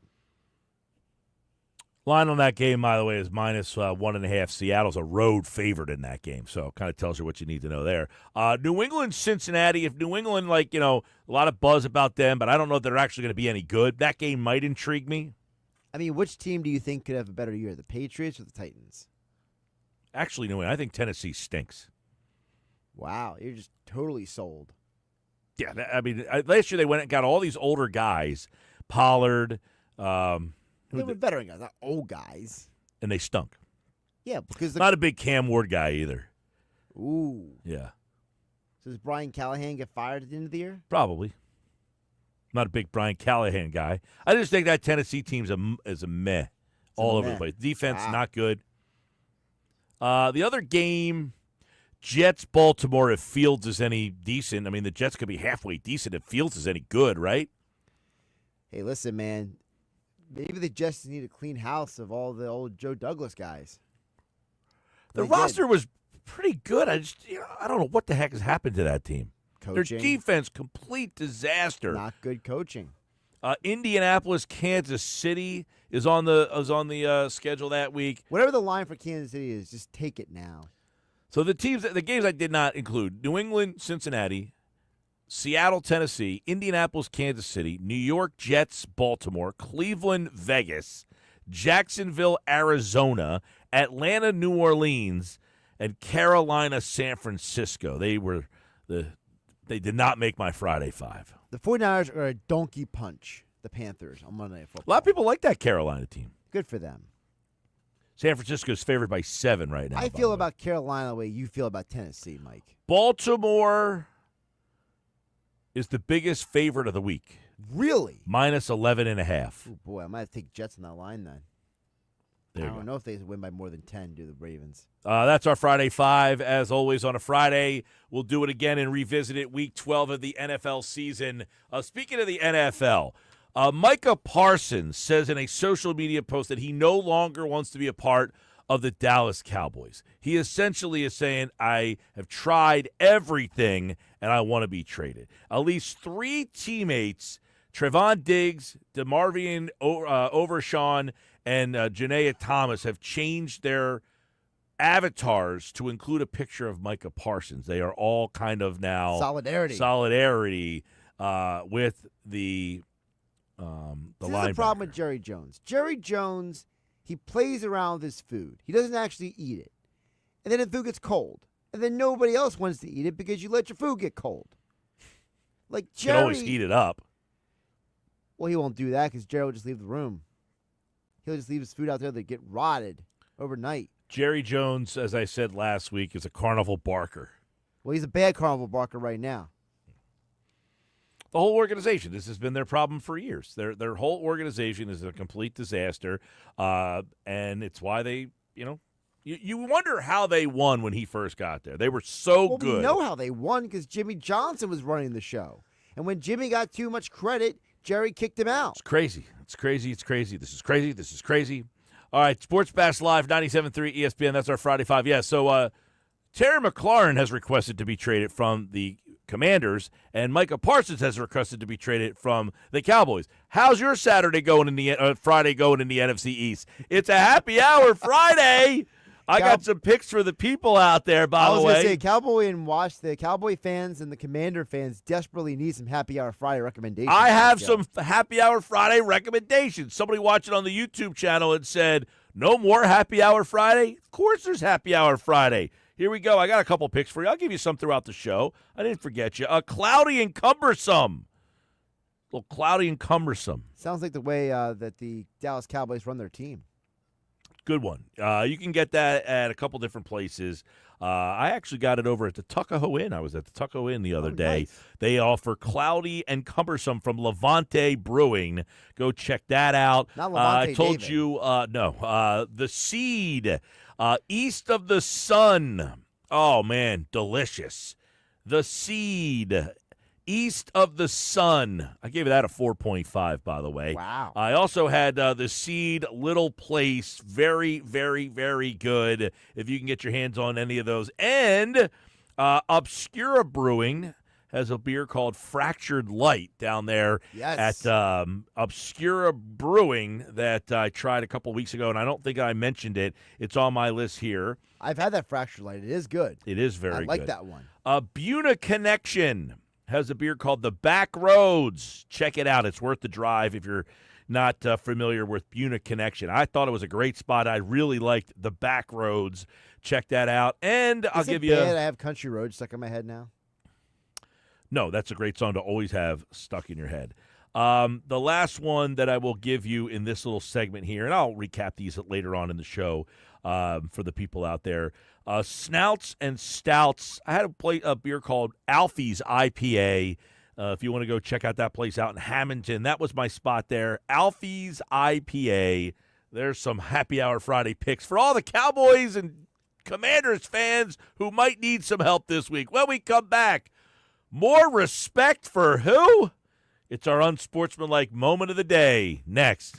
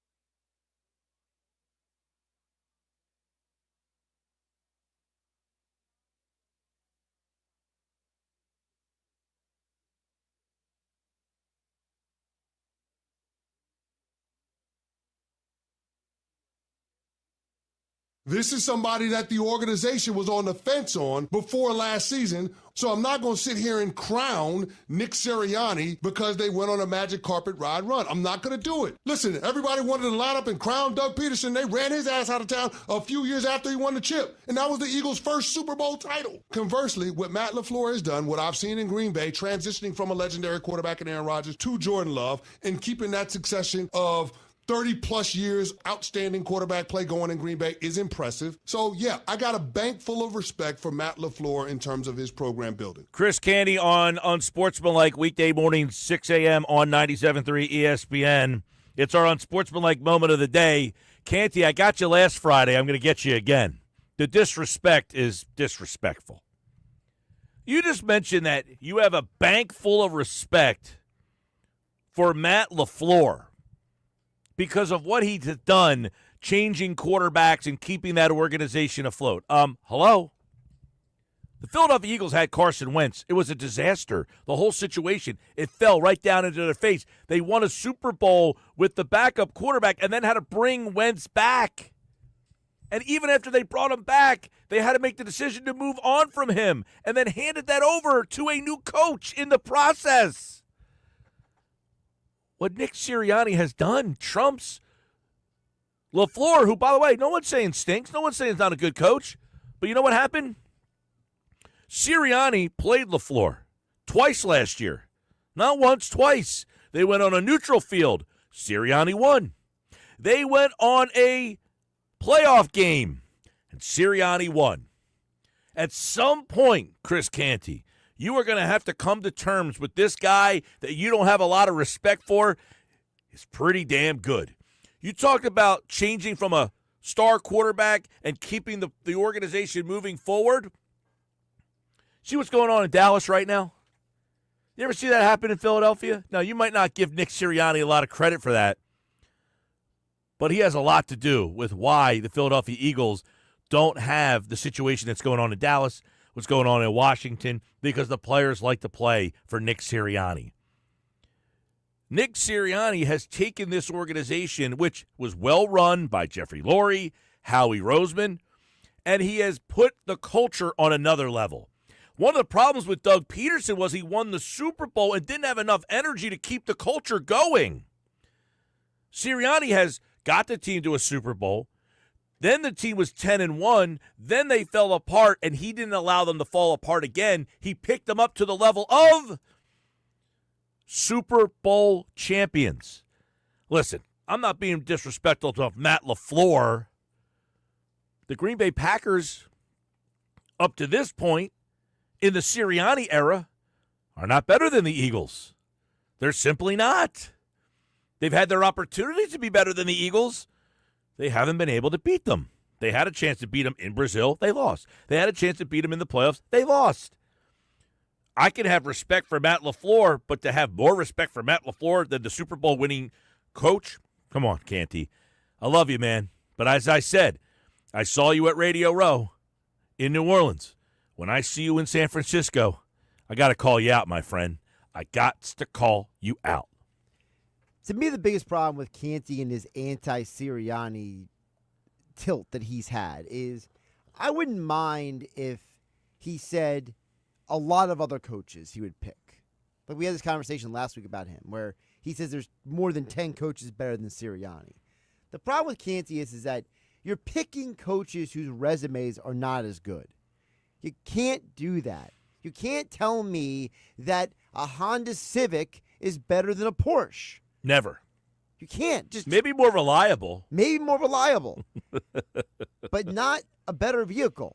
We're talking about base model, right? I feel like Canty has gotten to a point where he has dug his heels in so far that he just can't dig them He's back in quicksand? out. Yeah, it's just, okay, I have gone. I want to be in this quicksand. I'm happy being dirty. I have gone this far. I cannot now change. And that's okay. When I see Canty in San Francisco, you will change. Oh, you will change, Chris Canty. That's our unsportsmanlike moment of the day, and it's brought to you this week, as always, by Broadleaf's Plumbing, Heating, and Air Conditioning, your trusted source for heating, plumbing, service, and insulation for generations. Call 609-390-3907 online at broadleads.net. Listen to Unsportsmanlike weekday mornings at 6 a.m. with Evan, Canty, and Michelle right here on 97.3 ESPN. One of these days, Canty is going to have to say, you know what, that might Gill. I listened to the Unsportsmanlike moment of the day, and he's right. My take is outrageous. My take is outrageous. Football at 4 is up next.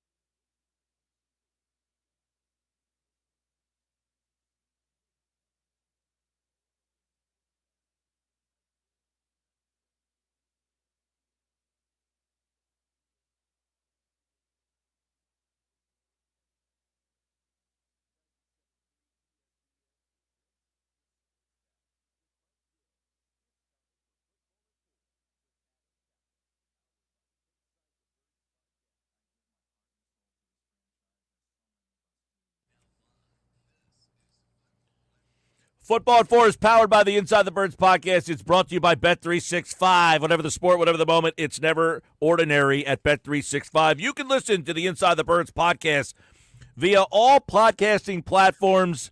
Just search Inside the Birds. Adam Caplan is your Inside the Birds host today. And, of course, it is a Friday edition, and we got a lot of fun stuff happening. You know, the Phillies, after the deadline, they are making news today because of their lineup. But the news is almost being trumped by the news in Dallas and Washington today. This is like a, holy mackerel, this is like the dog going back in the flame. Like, what is going on here? Micah Parsons, Adam Caplan, and Terry McLaurin, two major names in the NFC East. Let's start there and get your take on it. Is this just, it's early training camp? Micah Parsons, Terry McLaurin, both asked to be traded from their teams. All right, let's start with the one that is just happened, right? The last 2 hours, Micah Parsons, through Twitter, this is where I saw it, or X, he requested a trade, and he filled in the blanks for. He actually gave out more information than I knew. I knew about 75% of it, but there was some stuff that was really fascinating. So basically, what happened, Mike, is because they were going to do Dak Prescott's contract, and they did it leading up to last season. In fact, they got it done right before last season, and then they waited. Of course, they wound up doing a deal that was way over market.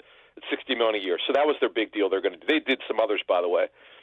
But they made it clear to Parsons and his agent David Mulligetta that they couldn't do both. The cash spend was just too big. Okay. So it was just to get done this year. Parsons made it pretty clear through his agent to make sure that they talked to the Cowboys. Well, basically, Jerry has not returned any messages. They basically... Parsons and his agent have gone through the contract negotiators, Todd Williams and Adam Prosica, and those are the guys who handle contracts. So nothing can get done without Jerry signing off on it because he's the general manager and the owner, and that's was the last line of defense. That's when things get moving. But the thing is, now this is what I knew, but Parsons took it a step further. So basically, the word got around and got out, and I'd heard about it, that Jerry Jones was talking to Micah in the offseason privately, and they were talking contract. And what Parsons apparently did is he ended it. He's like, wait a minute, we're not negotiating a contract. Why are we talking? They talked pretty heavy about what it could look like, guaranteed money, and all sorts of stuff. And then Jerry Jones spoke at the start of training camp. He goes, Micah and I talked a lot. Smartest player I could ever remember talking contracts. And so basically, there was a negotiation done, and Parsons didn't quite know that he was getting that it was that deep into it. And word from the Cowboys, from certain people, was, you know what? I think we've got a framework for a deal here. But the problem is the agent, and you should never. Good agents, and David Mulligetta is one of the top agents out there. They typically don't want to give up leverage, so they'll wait till the club will call them. Then they'll start talking. But that hasn't happened here. So that's where it stands. So Parsons, he had enough. He's frustrated. He's having a hold-in. He's at practice, he's not working. He's going to meetings, but he's not practicing. And he'd had enough. And you see his teammates are Mike, as you know, are chiming in. CeeDee Lamb, I know exactly what CeeDee's talking about. And then Micah didn't appreciate, Jerry Jones talked last week, Mike, I'm sure you saw this. But while the last time they did a deal like this, a guy missed 2/3 of the season, that was Dak Prescott. So, and then Stephen Jones, I don't know why Stephen Jones' son said this, who's the COO. He said, well, Micah's got to want to get a deal done. Like, what is that supposed to mean? Yeah. Well, he has got to want to get a deal done, but instead he put out a huge expository today that basically said, I no longer want to be here. So, in reality, do we see Micah Parsons on another team, or do we see him in Dallas? They're not going to be bullied. They're just not going to be that. McLaurin's a different story. We'll get to that in a minute. No, it's super highly unlikely that they would trade him. He's their best football player. Look, this is standing operating procedure to have contractual issues now. This has gotten ugly, let's face it. Teams will call. We know that's going to happen to check in. I'm sure they'll be told no dice. Now, what I would tell you is, and I've talked about this on your show many times over the years about when I called the Raiders about Khalil Mack in 2018, They told me in June and July, early part of August, there's zero chance. We're not trading him. Stop asking.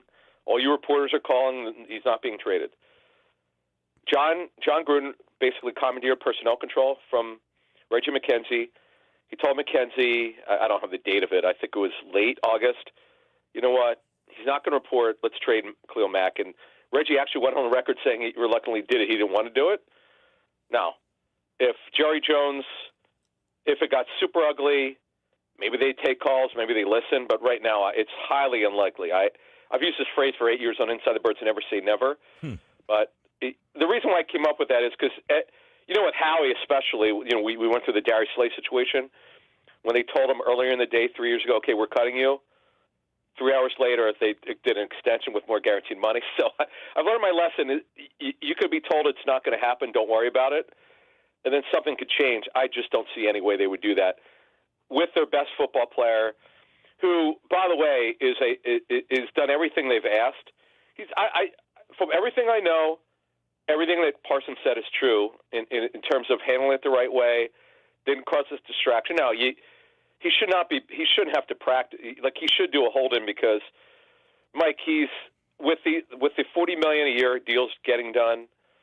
Parsons, who's going to play on just his fifth-year option at just over $24 million, you can't play on that deal. You just can't. So they know they have to do something. All right, well, we'll keep an eye on that, obviously, as the NL East has been kind of flipped upside down. Not the NL East, the NFC East has been kind of flipped upside down today because, well, not today only, but yesterday, Terry McLaurin, apparently he has gone through a contract situation all offseason long. He wants about $27 million a year or $30 million a year. The team's offering around $27 million a year. And McLaurin now wants to be traded. Is this a legitimate story, or will McLaurin be in Washington? It's legitimate. I'm going to explain something, which I learned the hard way many, many years ago. So when a GM was not there when the player is drafted, there's what we call less of allegiance to the player. You don't feel like, oh, God, this is my guy. I drafted him. It's not that Adam Peters doesn't want him. They absolutely want to extend his contract. But we have to understand, and I'm not saying this is the right way to look at it, but it's just the way it is.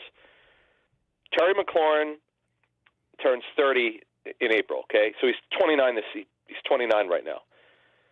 You have to be, and this is what, and a lot of people in the league thought these Steelers were crazy at extending and paying T.J. Watt for guaranteeing 3 years of his contract. Even if you do, Mike, a 3-year extension, you're going to have to guarantee you 2 years. Now, that's not a big deal, but he's also, and this is not his fault, his numbers aren't like super great, but you always have to look at what's the context. Look at the quarterbacks prior to last season. Not very good quarterback play, not very good O-line play. There are three things I know about this situation and where these things stand. They know that McLaurin is not only one of their best players, he's super high class, high character, also very durable. He's everything you want in a teammate. He's not a dominant physical guy. He's around 6 feet. He's 207 to 210. They don't want to do Metcalf's contract. By the way, DK Metcalf is about 2 years younger. People forget about that. Metcalf's a little bit younger. But Terry McLaurin has done, under the circumstances, he's been a terrific football player. I just don't get the sense that they see him as a big-time $32, $33 million a year guy. Now, we are in early August, Mike. These things almost always work out, as you know. Like 97 out of 100, something happens where even if the guy doesn't get the deal that he's looking for, they do a bridge deal. They do something to get this over with so they can move on. But now we have to kind of see what McLaurin does here. I talked to someone close to him this week who felt that they were ways apart, and everything I've heard would suggest that's still the case. I don't see them doing $33 million beating the Metcalf deal. I just don't see that, Mike. Based on, again, they didn't draft him, this front office. I know people don't like to hear that, but that's real. And Metcalf's making actually $33 million, $32.99 million. So right now, they're not close to that. Well, those are two big stories to keep an eye on. Obviously, inside the NFC East, you got Micah Parsons and Terry McLaurin both requesting trades, and that could, if those two guys ended up getting traded, it would be a huge shift in the NFC with the Eagles. Obviously, it's still the favorites. You would have two teams that would have huge losses. Now, one guy, Micah Parsons, he is a pretty good edge rusher. You've been around this Eagles team. You've seen a couple of practices now. We're about a week in. Defense. Does the Eagles' defense, I mean, people wondering, they got all these new faces over there. How's it coming together? Does it look like it's coming together, or is there something missing? Yeah, I think here's the thing, Mike. We've used this phrase for 8 years. Depth is not about how many players you have. It's about the quality of the players. And let me start at edge. So Nolan Smith, has come back from a serious injury. He's healthy and fine. He's practicing, but will Nolan Smith be the same? He really came on. He had over 10 sacks if you include the playoffs. Had a great playoff run, by the way. We know that he's going to be one of their edge rushers. That's not in question. The other thing is, and Jalix Hunt will start, he's not a high-end edge rusher yet. He's just not. He's very talented. He's got great length and athleticism. He's put on the size that they want him to, but he's unproven as a pass rusher. Zizo Ojulari got off to a quick start. He's kind of faded. Josh Uche is taking more snaps over him. He's been really steady. They really like him. Okonkwo's there that Cleveland cut. Powell Ryland, is a rookie, probably won't dress on game day. And then Jahad Campbell in developmental periods has been worked with on the edge. But his reps in practice are really inside backer. So, Mike, I think what the Eagles will do is they'll assess this position through camp, through the preseason, then make a decision whether they'll sign a guy like Darius Smith, Preston Smith, Matthew Judon, Shaq Barrett, even Clowney, though. Clowney's tough. I don't see it why. He wants to be a starter. They don't need anyone to start. They just need a third edge rusher, Mike. Like Ojulari's got to be the third edge rusher he's been with the Giants. That's the guy who needs to show up, to be quite frank. That's what's got to happen here. Well, definitely keep an eye on that. And obviously, by the way, there would be a 0.0% chance the Cowboys would ever trade with the Eagles' Michael Parsons. So anybody out there who's thinking about that, you can cross that off your list. How's the cornerback situation going right now? And this is another problem, Mike. It's really dead even between Keely Ringo and Dory Jackson. Ringo's taken more first-team snaps in the last 3 days, but Jackson took them the majority of them the first 3 days. So it's some people might say Ringo's got a little bit of an advantage just because he's the guy they want to win it, no doubt about that. But we're going to have to get through training camp. But I would tell you, though, Mike, if they're not happy, and we'll get to the free agents, they'll also look to potentially for a trade. Why? Because they're not just going to accept that they can't get back to the Super Bowl. That's not the way the Eagles think. And they're really young on that side of the football, but they're just not getting enough play at the cornerback position. They got to get better play. Now, who are the free agents out there? Asante Samuel Jr. would be a starter. He's coming back from a neck issue. He needs to get cleared. Like, you could get cleared independently, but you got to get cleared by clubs. So he's got to visit clubs and take a physical to see where he's at. Stephon Gilmore is out there, mid-30s. He's actually older than Darius Slay. Mike, he's not a great fit for the Eagles scheme because he's more of a man corner. The Eagles play a heavy zone. Now, Kendall Fuller, Mike, is a good name. He played for Vic Fangio 2 years ago. That would be a name to watch. And Rasul Douglas, he's a zone corner. Time is kind of taken off. He's around 30, but you know what? He's got length, and he would fit from a zone standpoint. But Kendall Fuller would be the guy there at corner if they look towards free agency. I feel like Rasul Douglas just bounces all over the place every single year and then always seems to make like a big play somewhere, wherever he ends up. His best ball was with Green Bay. That's where he played really, really well. With the Eagles, Mike, they actually reduced his RFA tender 1 year. I remember doing some reporting on it. I've just not seen that before. He was immature here. He had to grow up. He had to kind of leave and get things right, and he became a quality player. I mean, you'd rather have him at this point as your third corner, but you could start if you need him to. All right. What about the safety spot? We know there's a big battle going on there. Is this a in-house fix, or do they need to start going through the Rolodex? All right. So Blankenship starting. Makuba worked today, non-contact. That's good. He's back from the shoulder. And with Sidney Brown, they got to get through this thing. And they've got Tristan McCollum. So as long as nobody suffers an injury, Mike, where they're not going to be ready for the start of the season, they don't really need to do anything. They also like Andre Sam, number 31, who was an undrafted free agent last year. Now, it is a buyer's market, Mike. Of course, Justin Simmons would be the number one guy. Why? because he knows the Fangio scheme. Marcus Williams, who the Eagles had significant interest, made a huge offer to many years ago. Mike, you might remember many years ago. He wound up signing with Baltimore. He was cut by the Ravens. He didn't play. He got benched last season. So he's not a guy you really want to go after, but he's out there. Jordan Poyer, former Eagle, by the way, near the end of his career. Oregon State, man, Oregon State. Yeah, and he was that's one I'm sure the Eagles would like to have back. They didn't give him. He was a 7th-round pick. They didn't give him a good enough try. Quandre Diggs, who has played for a number of teams, Washington, you might remember him, and then Seattle and Tennessee. He still wants to play. He's out there. Von Bell was a longtime starter in the NFL on the back nine of his career. Jalen Mills, by the way, started for the Jets last season.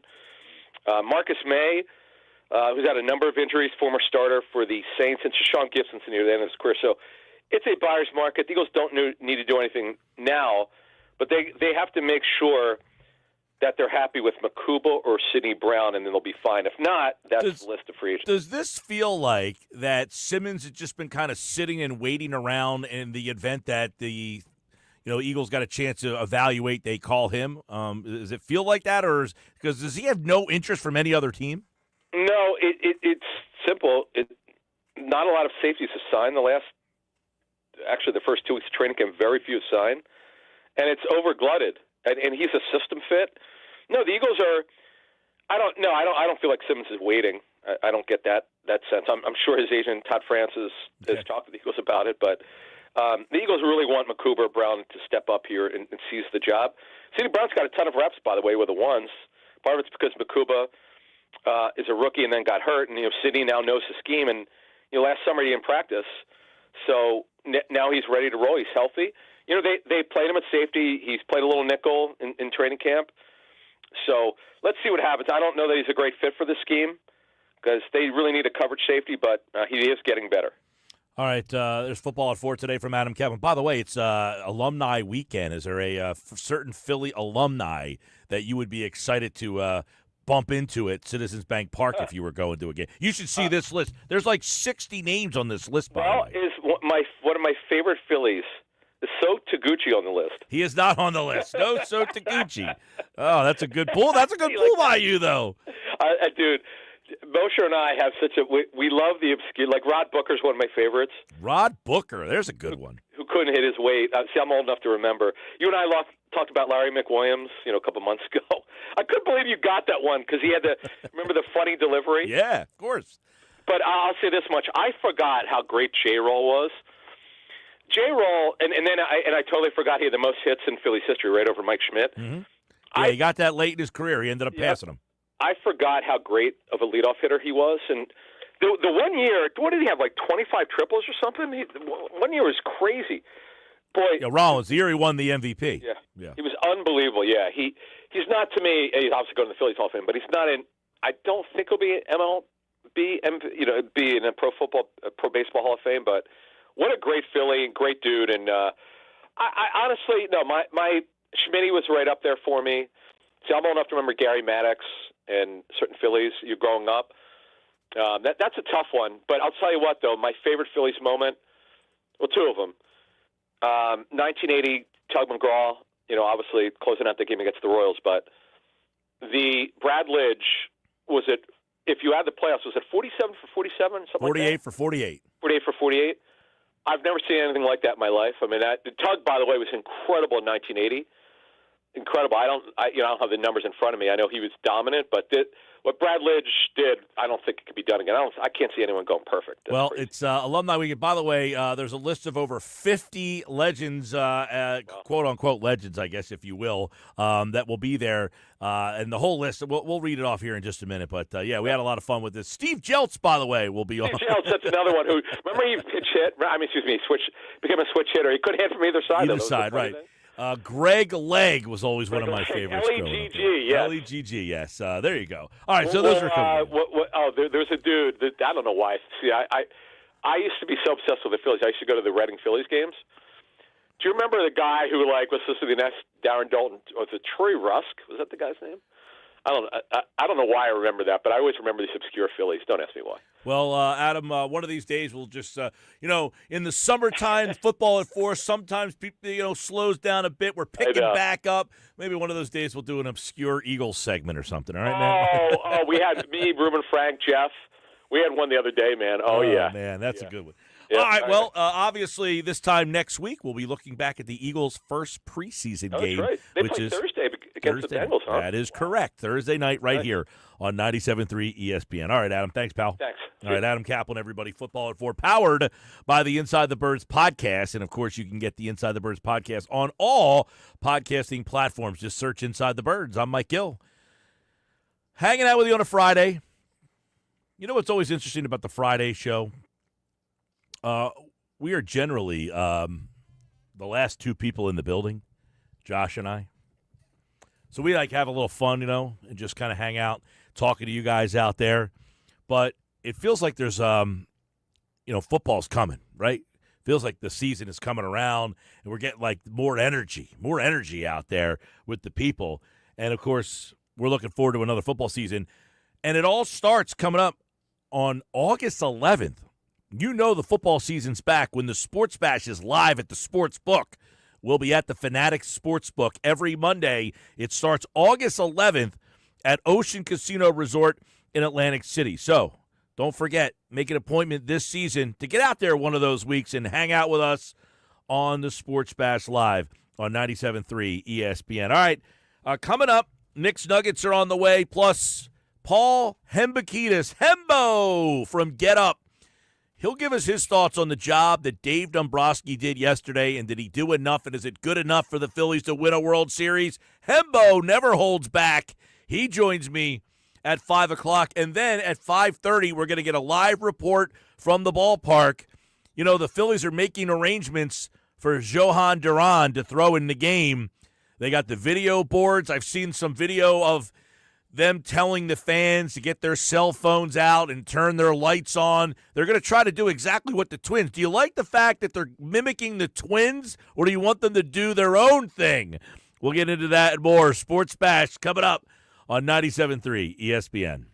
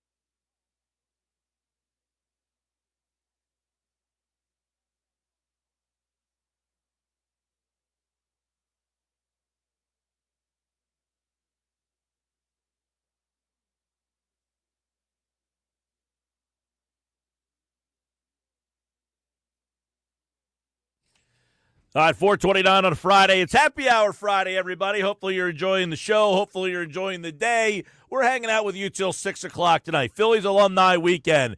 All right, I got some names for you. Ready? Before we get to the Nuggets today. Bobby Abreu, Ruben Amaro Jr., Larry Anderson, Marlon Anderson, Mick Billmeyer, Bob Boone, Larry Boa, Steve Carlton, Larry Christensen, Rich Doobie, Mariano Duncan, Ben Francisco, Pat Gillick, Wayne Gomes. Remember Wayne Gomes? He was supposed to be like the closer for a while. I think he went to Old Dominion. You might want to fact check me on that one. Tommy Green from the locker room will be there this weekend.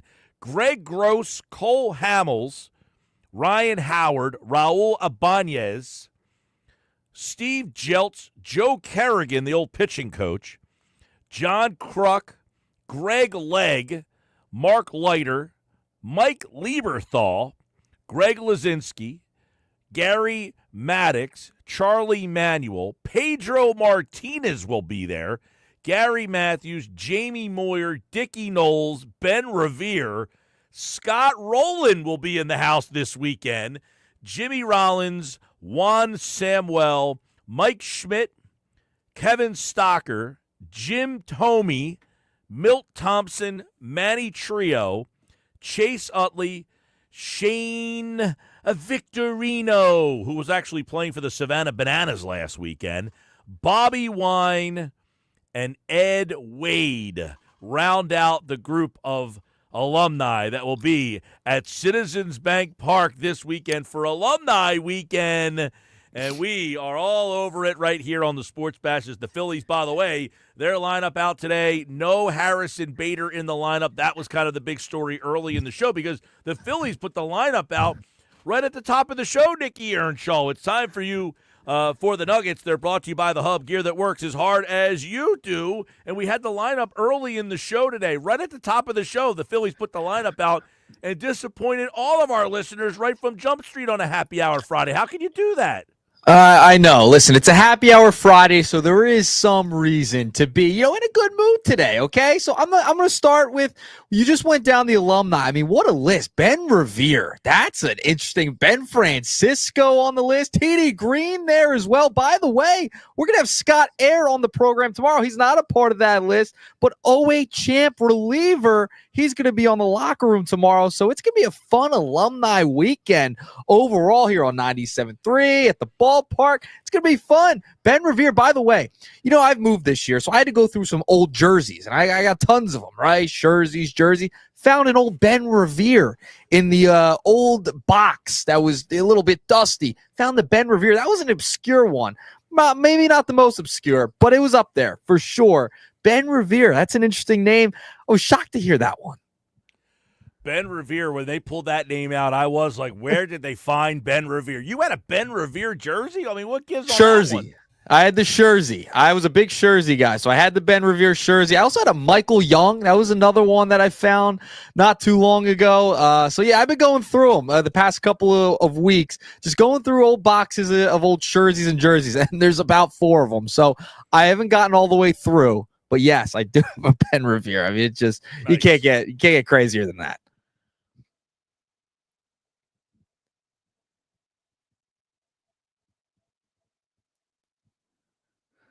So with that, we will get to the Nuggets, I'm assuming.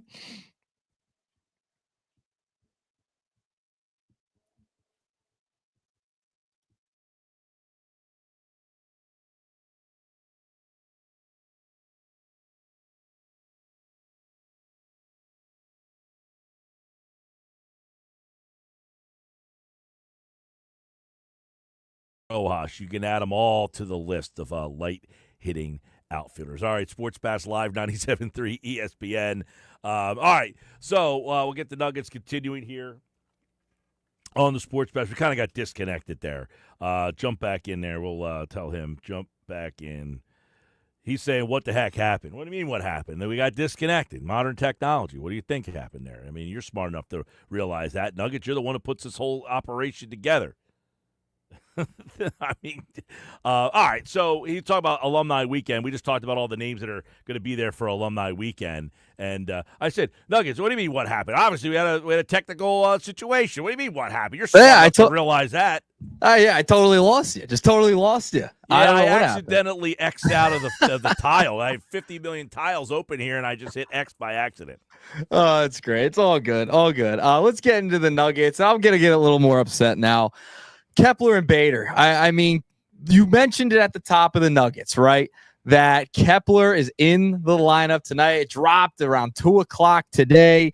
And I cannot believe that Harrison Bader, a guy you just traded for, who's in the building, already did a media gaggle with reporters. He was taking BP. He's out there. He got to see his old buddy and Mundo Sosa. I saw them give each other a big hug on social media video put out. But somehow Max Kepler remains in this lineup. And just going through the numbers, I just can't understand it. I put it out on social media at Earnshaw Radio. Just a side-by-side at Kepler's and Bader's 2025 numbers. The only category that Max Kepler's better in is he has a couple more plate appearances than Harrison Bader, and he's not in the lineup.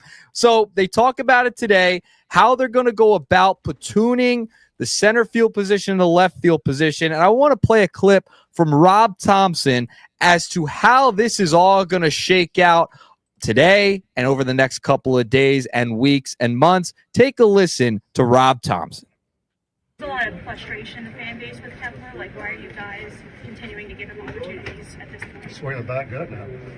Like I said, there's not much to show for it, but he's barreling a lot of balls up. He's playing really good defense.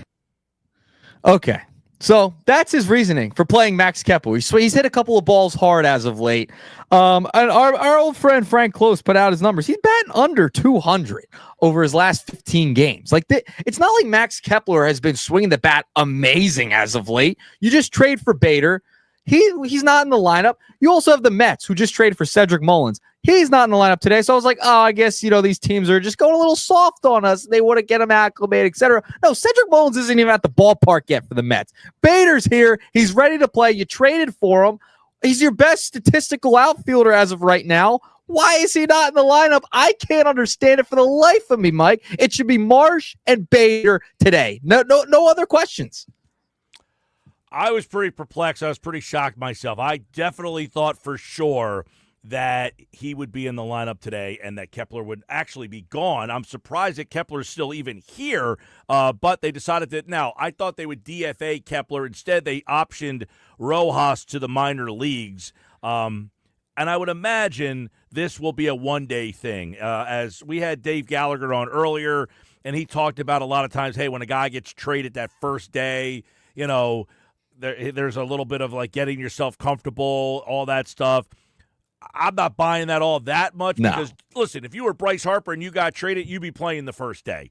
No, Harrison Bader is not in that category. So maybe they just wanted to kind of get his feet under him, but I can't understand. Now, this to me screams if Max, like the manager, you're going to give me Max Kepler, I'm going to keep him in the same role. I can't disrespect the man to where I'm just not playing him. So until you DFA him, I'm going to have to keep playing him.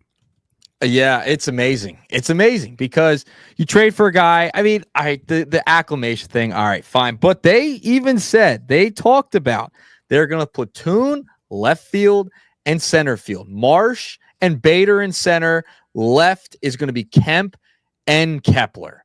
It shouldn't be like that at all.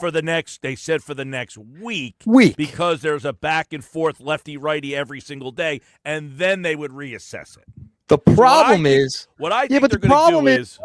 Bader hits better against righties. He's statistically better against righties. OPS is better. He hits better against right-handed starting pitching, better than a lefty. So that makes no sense to me either.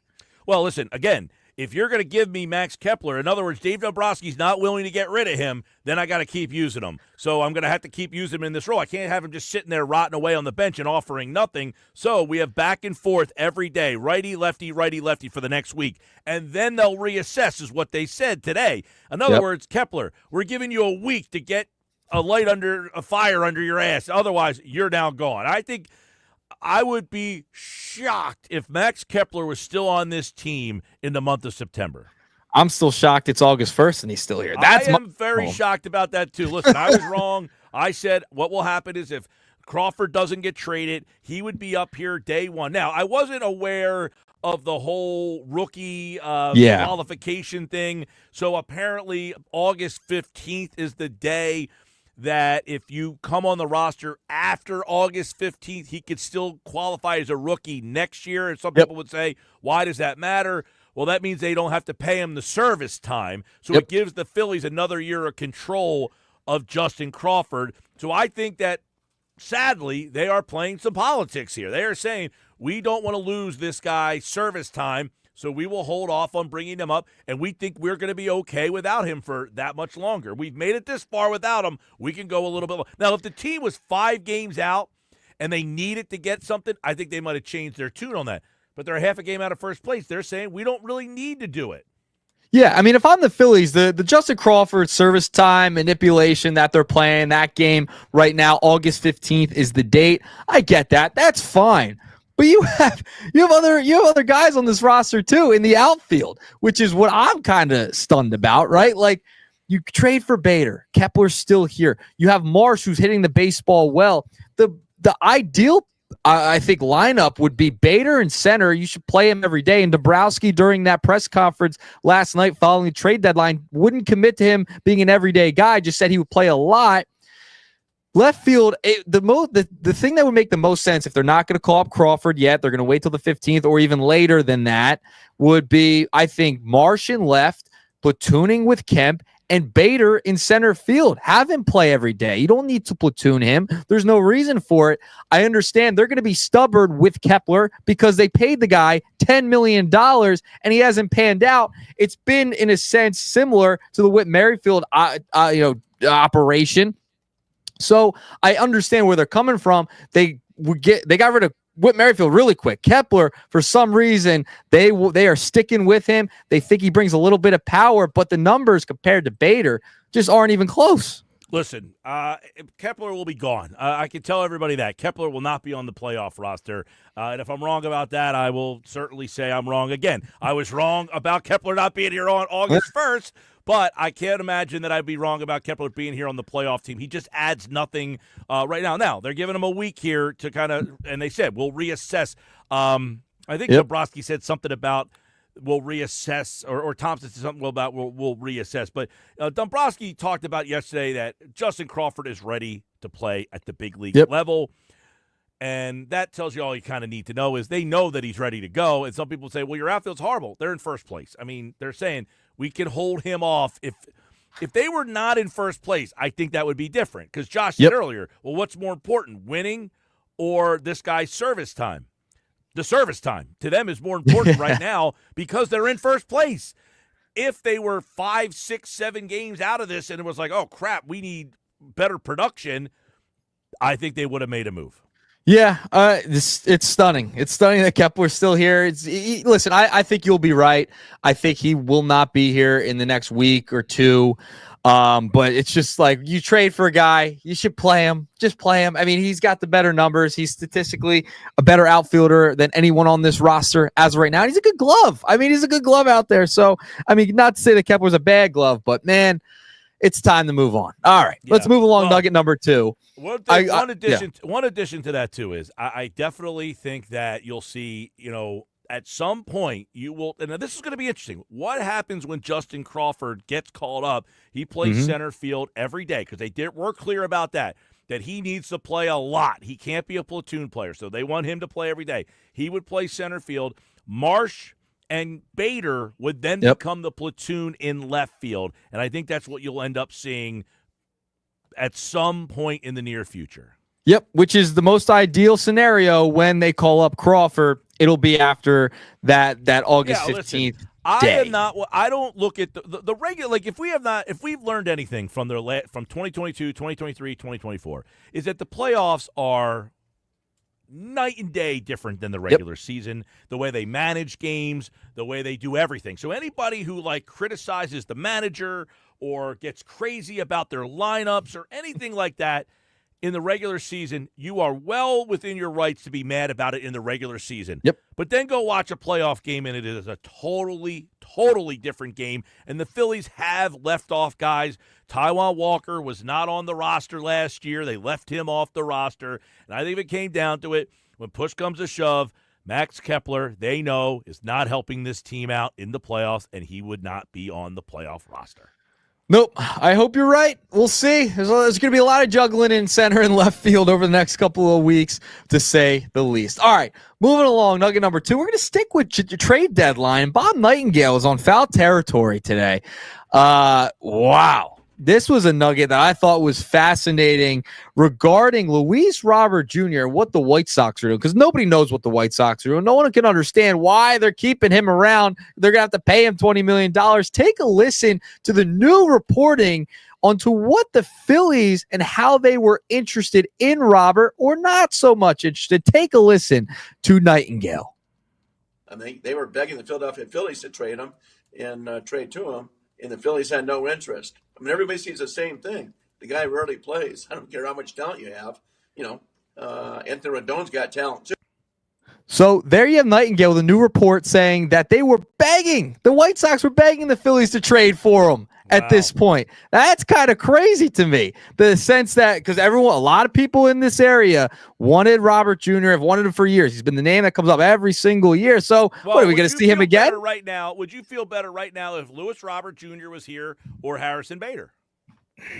That's a tough one because I'm not a big Robert fan. I think it's relatively the same. But Robert, you're not paying as much, or Bader, you're not paying as much as you would Robert, and Robert gets hurt all the time. So that's one of the reasons as to why he's still on the White Sox too. It's because they were asking for too much, and he gets hurt.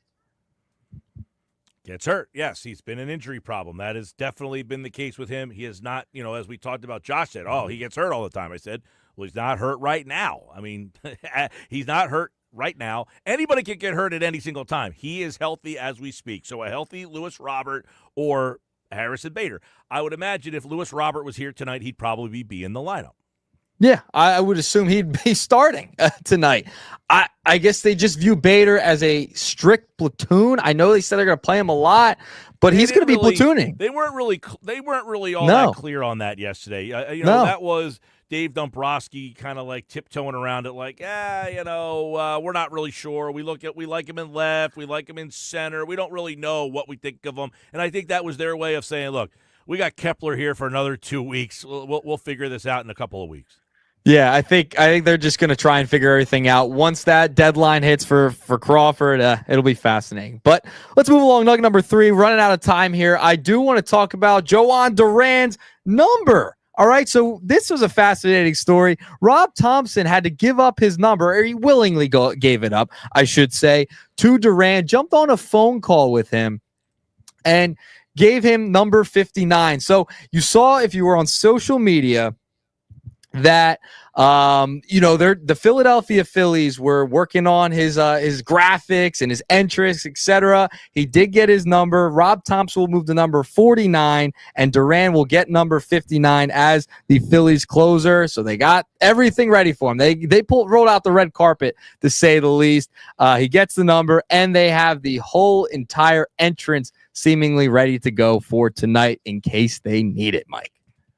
Yeah, I was going to say, do you like the fact that the Phillies are copying pretty much exactly the same entrance from the Twins? Or would you have rather they came up with their own little spin on it? No, I think you keep it. It's for him. I think you keep the same pretty much song, entrance, the song and dance. I'm cool with it. And, good on Rob Thompson for giving him his number. That's pretty cool. Thompson said he didn't really care what his number was. Only his wife, I'm paraphrasing, cares because she has so much 59 merch at this point. So she's going to need some new merch. Yeah, Thompson is an insignificant piece. His number is as insignificant as he is as the manager of the team. He never even wears the jersey. You never even see it. He's always got something. One thing that's weird about Rob Thompson? He's always wearing long sleeves. It's hot as heck out there. He's got the long sleeve. I got that blue hoodie that he has, by the way, that real light one. Yeah. I actually have that hoodie. Why is he wearing the hoodie all the time? But, yeah, the baseball manager doesn't show their number. They've always got some sort of pullover or something over there. But, yeah, Topper's number is as insignificant as he is as the manager. Yeah, so good for him. Players, manager. They jumped on a phone call. They said, like in Chicago, Rob Thompson was talking to the media today, and he kind of asked him, like, hey, do you want the number or not? And Durant was like, yeah, I kind of want the number, essentially. So I'm glad that, It's funny because I wear number 21. That's been my number since whatever. And, generally, we wear we have to wear uniforms. Our team has to wear uniforms. So I have to wear the uniform, but I always have the pullover on, So one of the kids this year said what number he wanted, and he had 21 down. Now, normally I would say you can't have that number. But this year, the kid gave it to my other coach, and the other coach didn't catch it. And I said, well, who's 21? He said, oh, so-and-so picked 21. So this year, we just went with no numbers on the back of our jerseys for the coaches.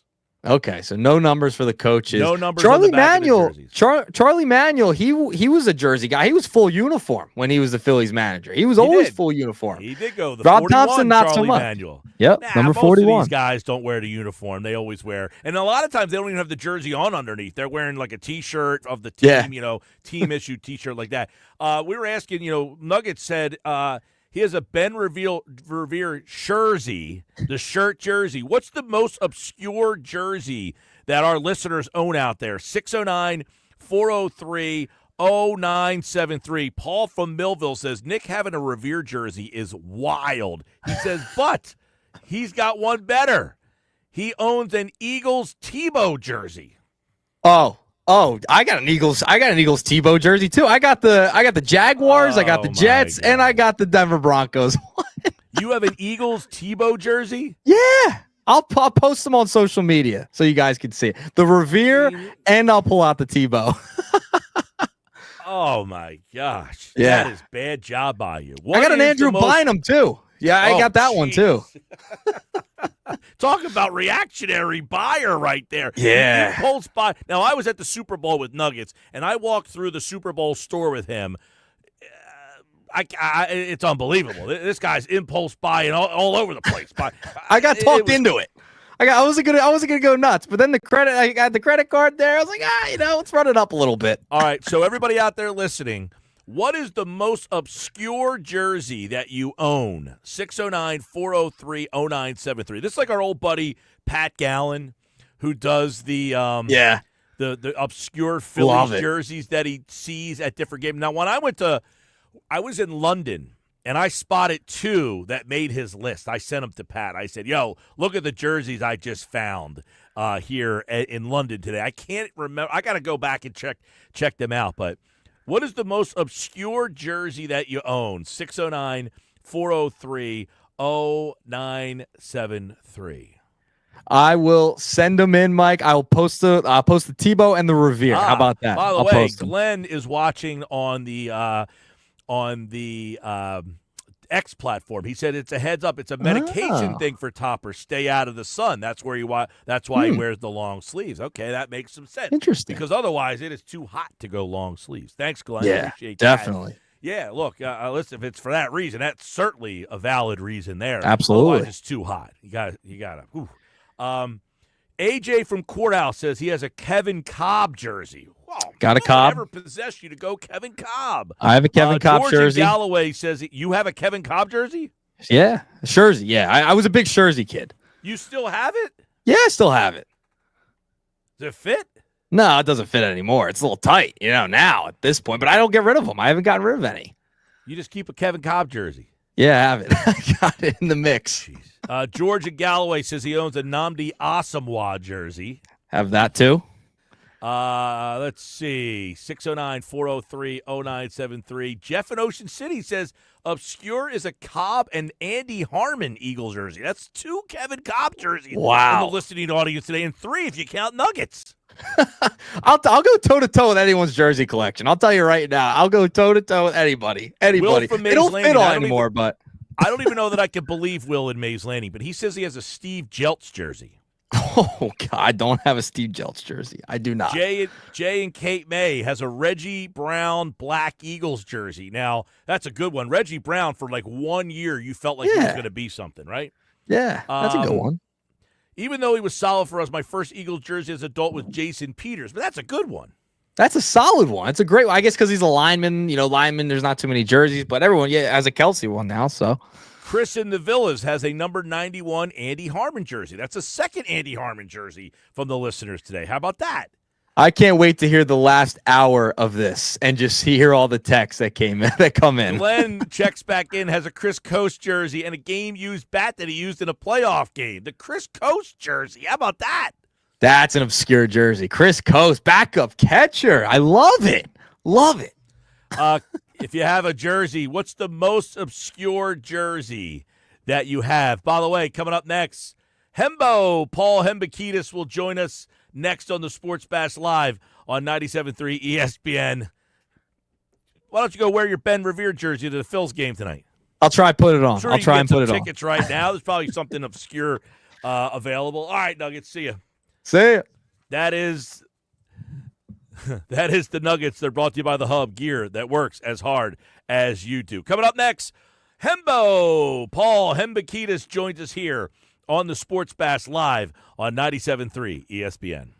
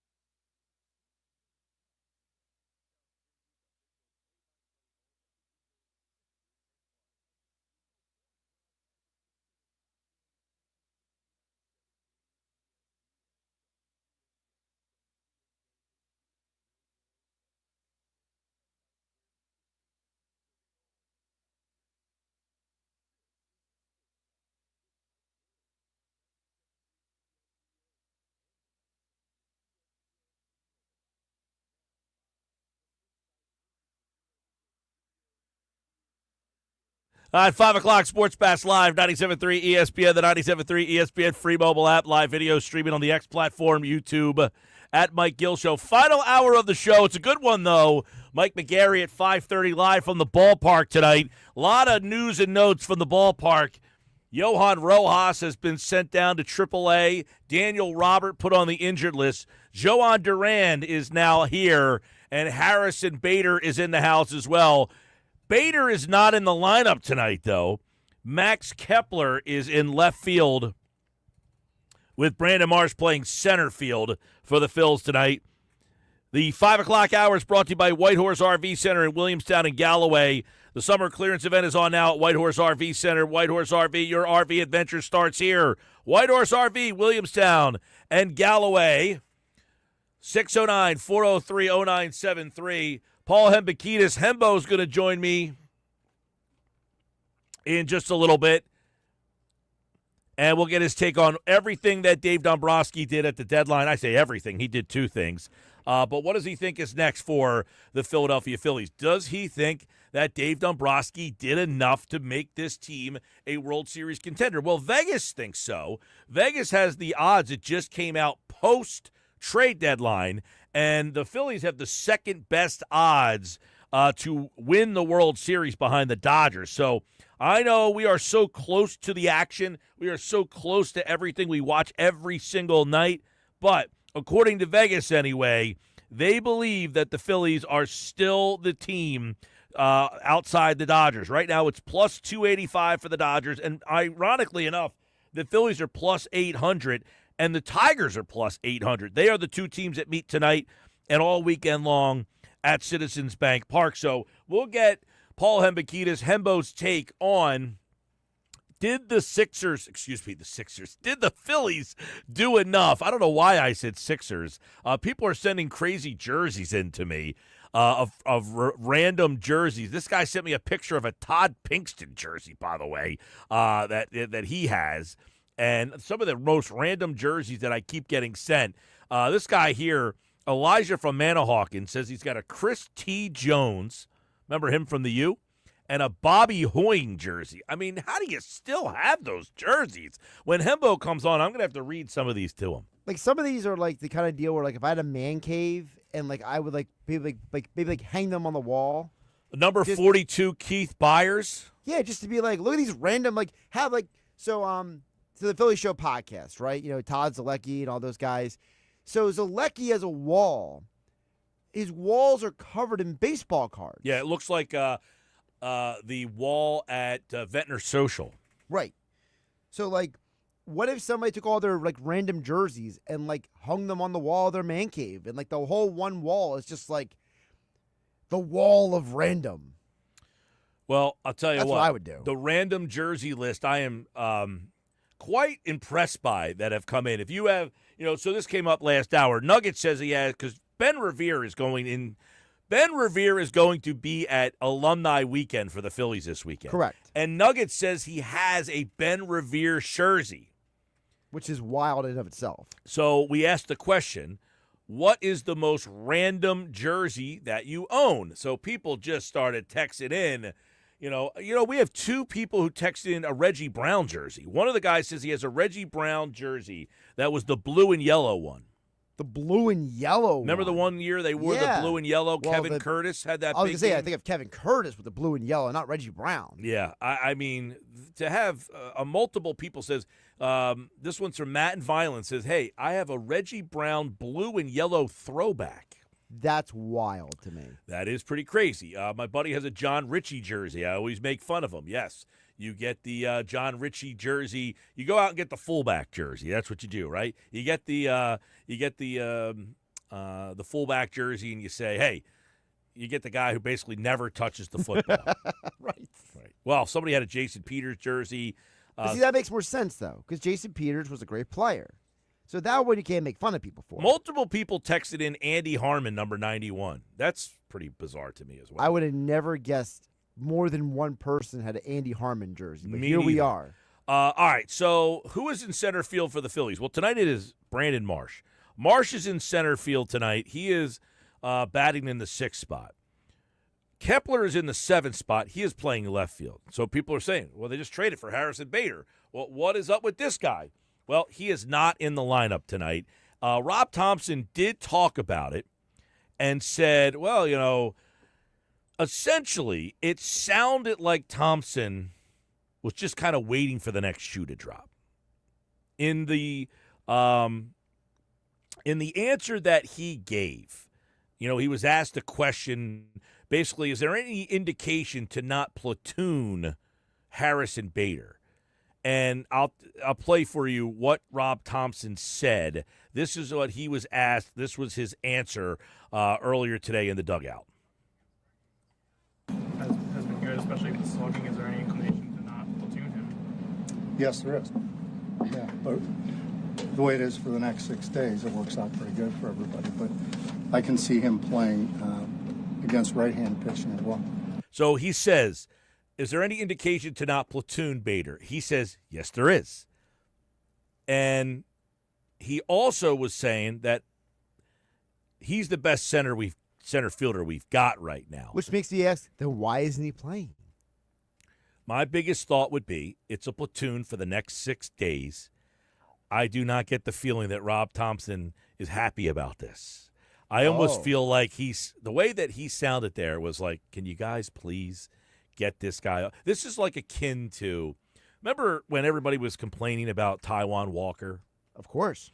Last year, and everybody was saying, like, how do you keep pitching this guy? And then you're blasting Rob Thompson for pitching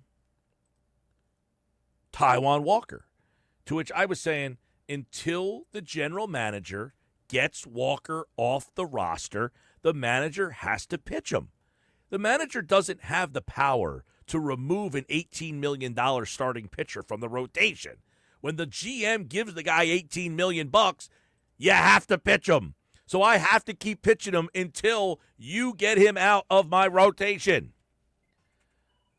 Let's get Paul Hembekides. Hembo is set to join us right now on the Sports Bash Live on 97.3 ESPN. We'll get his takeaways on what the Phillies did at the deadline. Did they do enough? Let's find out right now, of course, as the Phillies move into the post-trade deadline segment of their season. And Paul Hembekides, Hembo, joins me right now on the Sports Bash Live on 97.3 ESPN, dissecting the job Dave Dombrowski did. Hembo, do we look at him and say he checked all the boxes, we feel much better about this team moving forward?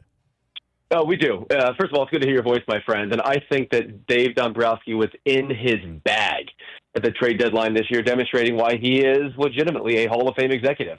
And I'm the very last person to blow smoke. I am a Negadelphian by trade. I have been a Dave Dombrowski doubter for many, many years, and many, many years he has proven me wrong time and time again. There's one thing that Dave is not especially good at, and that is identifying players to come in for 1 year and impact the club, right? With Merrifield, Max Kepler, Jordan Romano. But by and large, he has gotten the big things right. And this was obviously a big thing. The Phillies had a clear and obvious hole at the back end of their bullpen. The Phillies had a clear and obvious hole in their outfield. He filled both of them. He did so without giving up the best prospect in the organization in Andrew Painter. And in the case of Joan Duran, added a frontline closer with 2+ years of control. And so I would describe this as being a trade for Duran, at least, in which they acquired a premium asset without giving up one. Well, yeah, and I think the bullpen move was a home run, right? You look at the bullpen, they really had problems, but you can also say they created these problems. They let Hoffman and Estevez go. Not that they're better than Duran, but you probably wouldn't have the same problems in your bullpen if those two guys been here. So in the end, it might be like the A.J. Brown thing. You could have drafted Justin Jefferson. You didn't draft him, so the end result was you got A.J. Brown. So, okay, I like that. But did they do enough offensively? Harrison Bader's not even in the lineup tonight. What do you make of the way the lineup looks tonight as opposed to what it might look like a couple weeks from now? So it's going to all come down to deployment, because if you just look at the back of the baseball card and do so this year and only this year, Harrison Bader is the Phillies' best outfielder. That is not my opinion. It is a statement of fact. This season, Harrison Bader has a well above average batting line against lefties, a well above average batting line against the righties. He is plus 5 in center field when it comes to his defensive run save. He is plus 8 in left field when it comes to defensive run saves. What I just ran through was all the things you would ever need him to do: hit righties, hit lefties, and play two-thirds of your outfield. He can do so adeptly, and the season he is having tells me that he should be in the lineup every day. And obviously the corresponding move with Johan Rojas being sent down today is a curious one, and I am hoping that the Phillies do not double down on mistakes that they have already made this season. I have obviously no objection to Nick Castellanos playing right field, starting every game against righties and lefties, but I do believe that we need to give strong consideration to the Phillies finally ripping off the Band-Aid and not allowing him to finish games once his last plate appearance expires in the 7th or 8th inning or whatever at the behest of a defensive replacement. If they're going to win in the playoffs and be serious about winning in the playoffs, that's something that they absolutely have to consider. If they're going to be serious about winning in the playoffs, there's going to have to be some kind of acknowledgement that Max Kepler is not good enough. He's not hitting righties nearly as well as he needs to justify his spot in the batting lineup, considering the fact that he can't play left field all that well. We know that Brandon Marsh is a plus left fielder defensively and can hit righties. So in theory, they have the chess pieces to make all these things happen. Do I trust Rob Thompson to deploy the correct lineup day in and day out?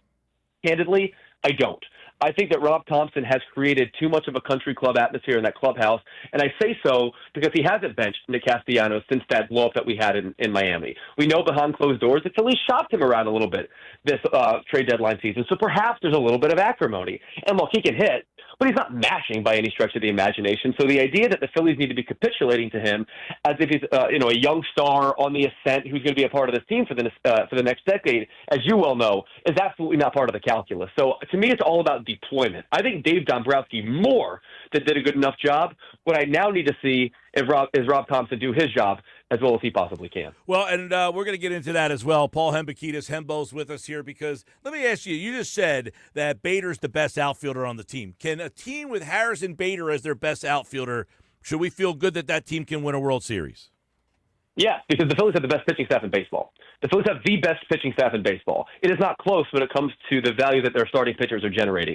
In fact, at the All-Star break, the gap between the Phillies and the second-best starting rotation was larger than any pitching staff since a Braves team in the early to mid-'90s. This Phillies starting rotation, as you all know, is a wagon, and they were doing all of it without Aaron Nola. You're going to line up Zach Wheeler, Christopher Sanchez, some combination of Aaron Nola, Ranger Suarez, and Jesus Luzardo in a playoff series. They're going to be in a better spot from a starting rotation standpoint than any in baseball. The bullpen was improved considerably this past week, as we well know, with the addition of Duran and with the ability to use Andrew Painter potentially in that role, mix and match Luzardo and Ranger Suarez in that role. The Phillies have a better rotation front to back, a better starting rotation front to back, and candidly, better staff 1 through 13 starters and relievers than any team in the sport. Now, that being said, the World Series representatives last year, the Dodgers and the Yankees, they were the two best lineups in baseball, and that was not a coincidence. Right now in baseball, most every team can pitch a little bit. The hitting environment is very suppressed, and I do have major question marks as to whether or not the Phillies can bang enough to reach and win the World Series, and you hit the right notes. You're asking the right question.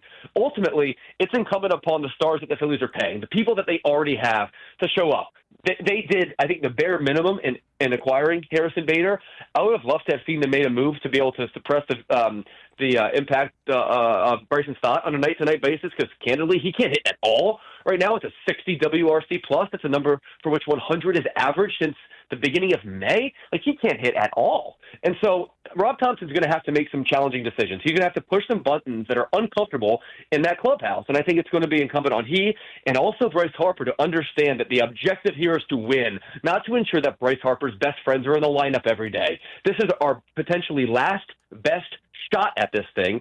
And in order for the Phillies, a pretty ordinary lineup to win the World Series with what I believe to be the best pitching rotation in the whole league, they're going to have to optimize the lineup in terms of the way it's constructed. As you well know, every single night. Yes, and listen, there's a lot of ambiguity here about this team. They have all these platoons. I agree with you on the Stott. We've been waiting and waiting and waiting. At what point do you just not wait anymore? But they seem so tied to these platoons, and everybody just says, look, they just go by the book. This is what they do. Is this the Phillies? Is this all around baseball? You're kind of pointing the finger at Rob Thompson. Sometimes we've kind of indicated that, look, this is an organizational type of decision here, that this is what they want to do. I mean, some of the answers that Thompson gave today, he seemed kind of almost like, oh, my God, I got to keep playing Kepler. Are you kidding me? Like, he didn't seem thrilled that Kepler had to be in the lineup today unless, in fact, we're wrong here. And Thompson says, nope, Kepler's here. I'm going to play him. But it almost feels like this is an organizational decision. I think that you're probably half right. It's probably unfair for me to cast the blame primarily on the manager in a baseball climate in 2025 in which many of these decisions, as you well know, are made at the suite level. And that is perfectly fair pushback. Ultimately, Rob Thompson can only put in the lineup who he is being provided. And there's 2 or 3 guys on a daily basis that have no business being regulars in the big leagues. That's all well and good. I think in some sense, Dave Dombrowski needs to be willing to understand the fact that he just missed on Max Kepler, the way that he understood the fact that he missed on Whit Merrifield, and he just cut him loose. The same thing has to happen. The same thing has to happen. And I know we were asked yesterday about Justin Crawford. Can he play? Can we bring him up? And Dave Dombrowski doesn't want him to come up because he can't play every day. If he's ready to impact the club, you got to play him. The objective of the exercise is to win the World Series, not to make sure that Justin Crawford's on-ramp to the big leagues is as smooth as possible, not to ensure that Max Kepler doesn't make you look dumb. The smartest people in life don't double down on the sunk cost fallacy. It would be wise for the Phillies not to do that.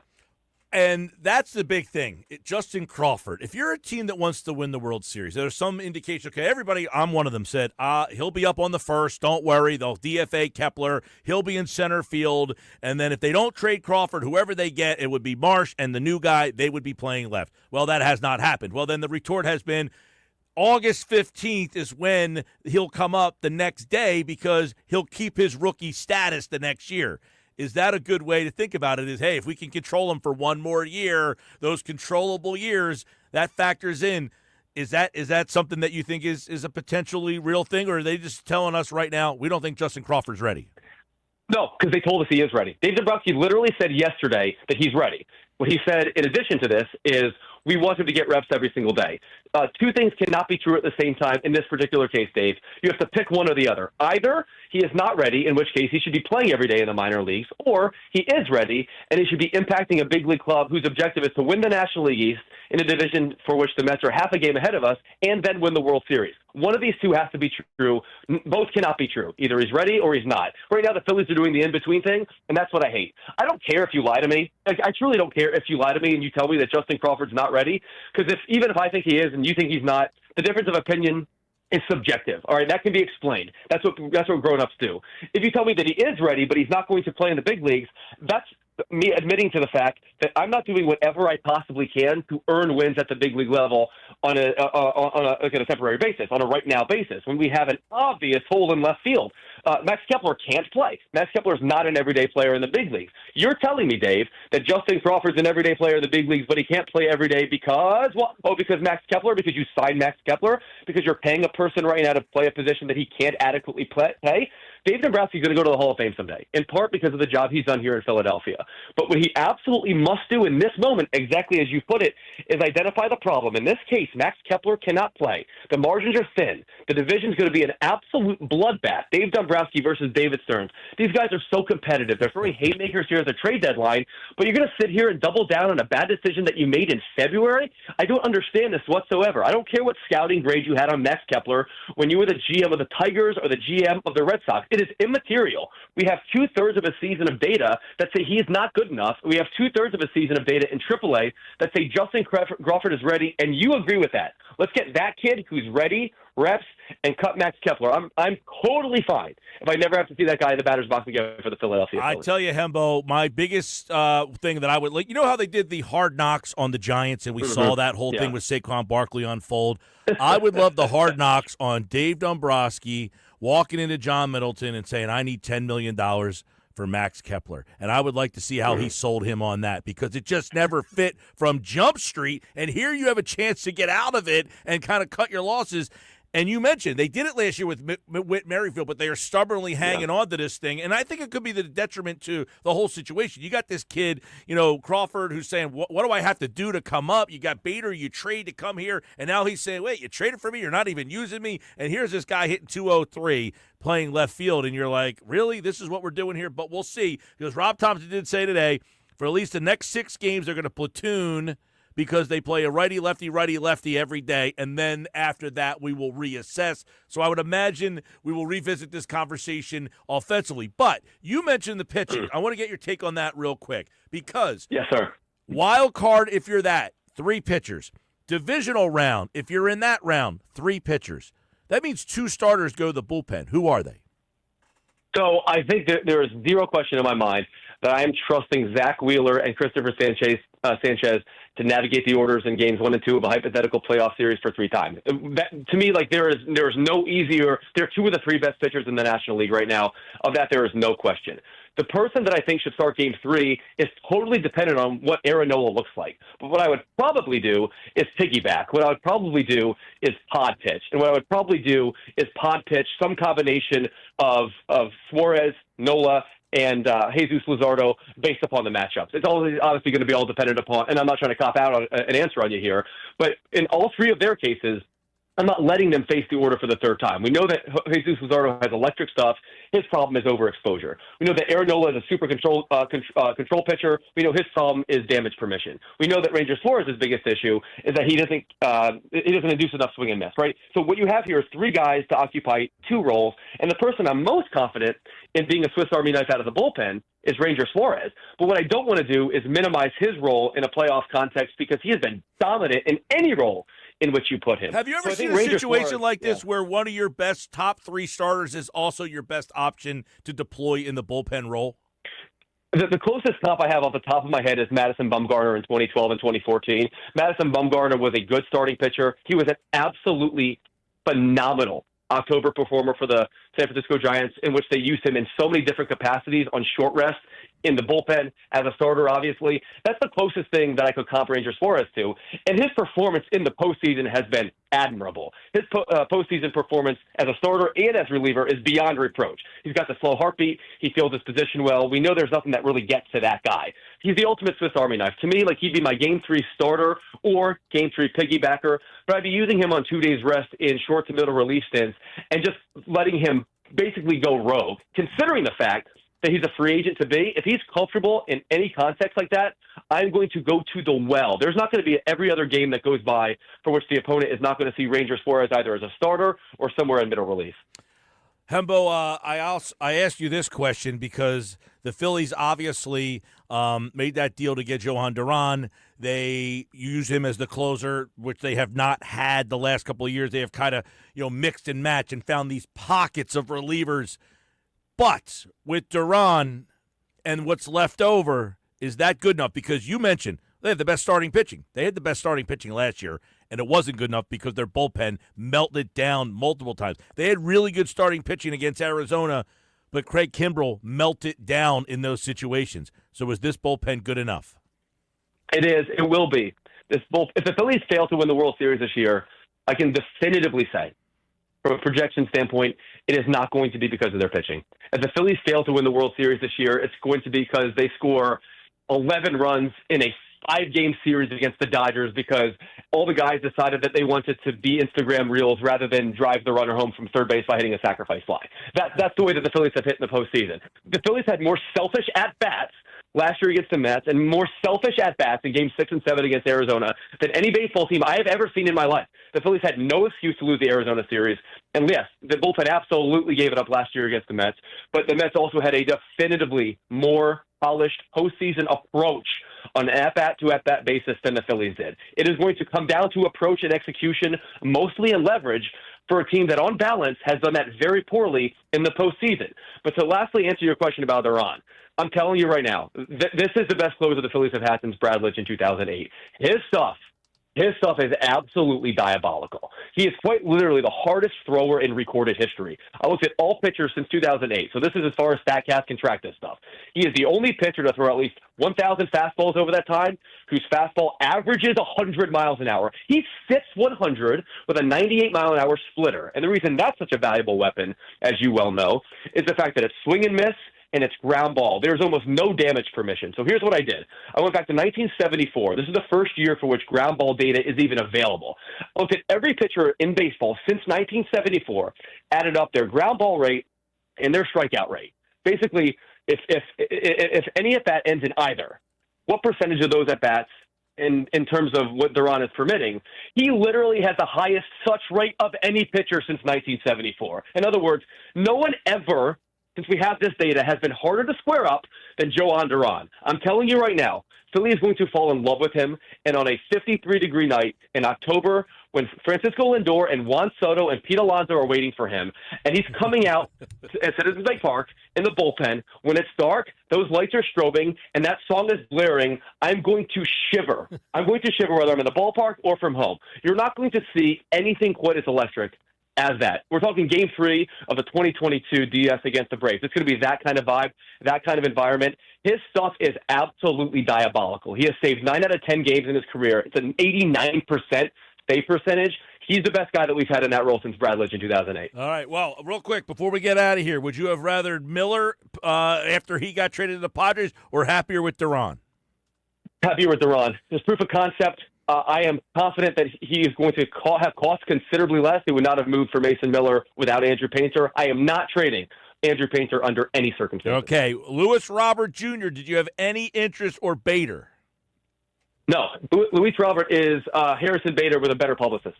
All right. Ultimately, in the end, if the Phillies don't win the World Series, what let them down? What let them down was their lack of situational hitting, and the back half of their lineup was dog bleep. Ultimately, that's my biggest concern. My biggest concern is that the Phillies have too many value negative or neutral hitters in the back end of their lineup. And against playoff pitching, against dominant bullpens, against premium velocity, I'm a little bit worried that the Phillies are a little bit too home run reliant and a little bit worried about their lack of approach over the course of time. I view this as being a fairly ordinary lineup. I need Bryce Harper to have a 900 OPS. I need Schwarber to have a 900 OPS. I need Trey Turner to average a hit and a half per game. You need the aircraft carriers to do their job, and you're going to need the back half of that lineup not to be the reason you lose the game. You can't go 3 up, 3 down. We can't have zeros up and down that lineup. There's plenty of lineups in the National League better than ours. There's none. There's no teams that have better pitching rotations than ours. What the lineup merely needs to be able to do is average 4 runs a game in a playoff context. If they can do that, I think the Phillies could be hoisting that trophy. I really do. Paul Hembekides, Hembo, everybody. We'll have to have him back on in the month of September, getting ready for the stretch run NL East race. Who wins it, Mets or Phillies? We'll find out in the next couple of months right here on the Sports Bash. All right, man. We'll catch up with you soon. Thanks so much. You're a good man. All right, Paul Hembekides, everybody. Hembo here. We miss him on the radio. We got to get him on more here on the Sports Bats Live on 97.3 ESPN. Good stuff as always. He broke it down in every possible way. But when we come back, we're going to go to the ballpark. We go to Citizens Bank Park on the latest updates on the Phillies. Rob Thompson spoke earlier. Mike McGarry was there. He joins us next.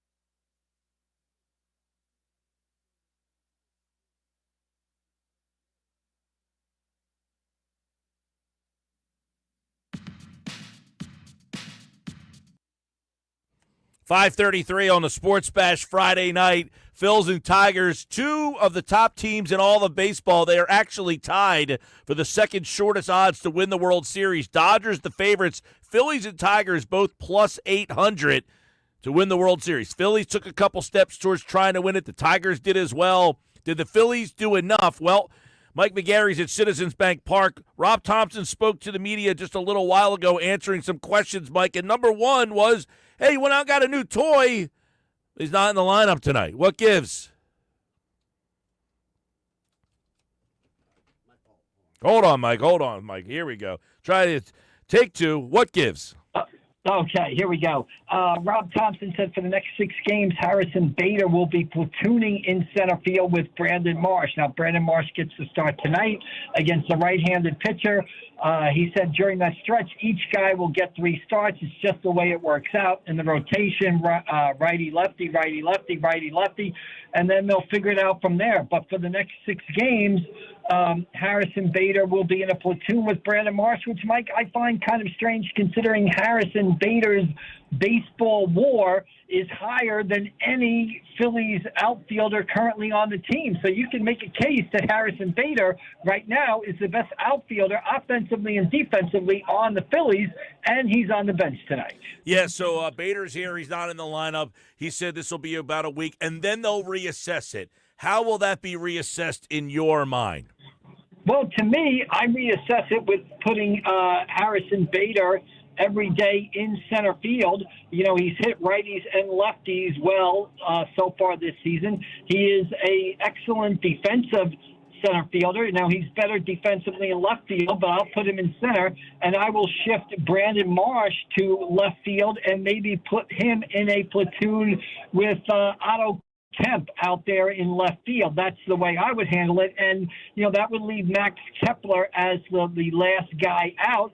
But maybe they're doing this because they want to give Max Kepler one more week to see if they can get something out of him before they make a decision on his future. What do you make, Mike, of the way they handled the questioning yesterday regarding Justin Crawford? Everybody saying, why is this guy not here today? You had the trade deadline. You did not trade him. You have a deficiency in the outfield. You traded for a guy. He's not even in your lineup tonight. So why not Crawford? What do you make of that situation?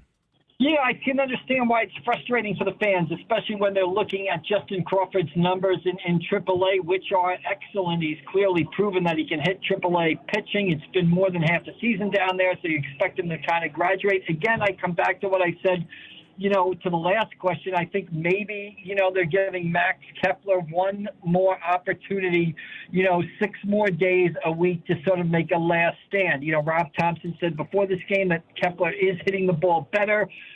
He doesn't have the results to show for it yet. So I got a feeling here that, you know, if I was Max Kepler, I'd hit a couple of home runs or get a couple of hits in the next 5 or 6 games. Yeah, Max Kepler could be on borrowed time right now. He obviously, tough spot for him, too. I guess he's got to know that everybody, I wouldn't be surprised he got booed tonight. Like, he comes up, the poor guy's in the lineup, and people booing him there. But obviously Thompson kind of addressed it, and he did say, Mike, correct me if I'm wrong, you were in the dugout, but he did not view Bader as a platoon player. There was no indication that he was a platoon player. He just go to platoon for now, it sounded like. Yeah, he said he could envision Bader playing against right-handed pitching at one point. So he didn't say that he was strictly a platooning. And go back to yesterday, Mike, to what Dave Dombrowski said on a Zoom call with us, you know, Thursday night, when we asked him how much we envisioned Harrison Bader playing. And he said, well, Topper's going to make up the lineup, but, you know, Bader's going to play a lot. To me, a lot isn't 50%. So I think this is just to sort of maybe get everybody acclimated, give Kepler one last chance, and then we'll see how it shakes out, you know, when this 6-game stretch is over. I like that. The GM gets asked, he says, well, Topper's going to make up the lineup, but he's going to play a lot. What if Topper doesn't agree and says, you gave me a guy that I think stinks? You're like, yeah. You know what I mean? Like, you're just assuming he's going to play a lot. I mean, now they send Rojas down today. I guess the inference there is Bader, because he said, we think he's the best outfielder that we have right now in terms of, I guess, there's no role for Rojas. But I thought it was weird that they said they're going to send Rojas down to ask him to play left and right field. In other words, if you're going to use Rojas as a defensive replacement, you would just play him in center field until Bader to move over to left field. He's the left fielder. He's played left field. Yeah, I got the feeling they're sending Rojas down. They're unhappy, as they tend to be with Rojas' offensive game. They want him to simplify his swing, get back into bunting the ball. And the feeling there was to allow Crawford to still play center field and develop on the AAA level. And like Rob Thompson said, he said, Johan Rojas can wake up at midnight in the middle of the night and go out and play center field. So they want Rojas to get some time at left and right field, and maybe comes back and helps them at those positions. But I got a feeling, they don't want Rojas sitting here not playing. They want him to get regular at-bats, and they want him to get experience at the corner positions because, like Thompson said, he can wake up in February and go out there and play a competent center field. Yeah, obviously it sounds like Rojas's role was just kind of squeezed out here. He's the odd man out. Post-trade deadline, Mike, who's better, Phillies, Mets? Right now, the people voting on social media, 70% went with one of the teams, 30% went with the other. Where's your vote? Well, to me, I think the Mets are better. I like what the Mets did, getting Cedric Mullins to solidify that center field spot, and I like what they did in their bullpen. Reed Garrett and Ryan Stanek as setup men were just not consistent enough for the Mets, so they go out and get Gregory Soto. They go out and get Rogers from San Francisco. They go out and get Ryan Helsley from the Cardinals. You put that in the bullpen with Edwin Diaz. I like what the Mets did at the deadline. But, Mike, we talk about today we're focused on Harrison Bader and Duran up here, and the Mets are focused on the guys they got. But this race is going to be decided by the big guns, right? It's going to be Bryce Harper, Trey Turner, Kyle Schwarber, Juan Soto, Pete Alonso, Francisco Lindor, the guys making $300 million, and in Juan Soto's case, $700 million?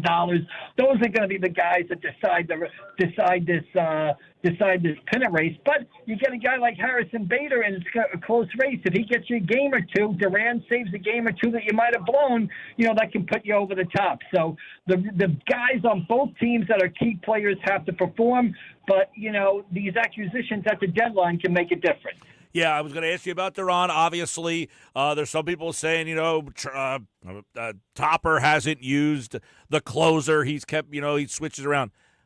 He has no choice in this one. He's using Duran as the closer, correct? Right. Absolutely. Duran is the closer. I mean, they've got, I've never seen his entrance in Minnesota. I've seen some clips of it. I saw some scoreboard show here today. I can imagine at night with the lights out in the stadium, it's going to be pretty dramatic. You don't do that for a guy coming in the seventh inning. No, Duran is going to close. He's going to pitch the ninth inning. You don't go out and get a guy like this. And in fairness to Topper, he's never really had that lights out closer. Yeah, he's had Craig Kimbrell, but, on the downside of Craig Kimbrell, he had Carlos Estevez last year. Yeah, he wasn't a true die-in-the-wool closer. This guy is a closer. This guy is a ninth-inning guy. That's his role, and that's what he's going to do here for the Phillies. All right, Mike McGarry's live at the ballpark. Of course, the Phillies and the Tigers. Little possible World Series preview. This is the best team in the American League taking on one of the best teams in the National League. And, the Phillies, they put this team together with Bader now. Do you think with Johan Duran, the offense is what it is? They didn't really improve the offense. I mean, I guess you could say they're slightly better with Bader in the right-handed platoon spot over Rojas. I'll give them that, but still going to be a bottom half of the lineup guy. So I agree with what you said earlier. It's going to come down to the big guys. But did the Mets made 3 moves in their bullpen. Did the Phillies do enough to improve this bullpen to where it will not be an issue for them in the playoffs?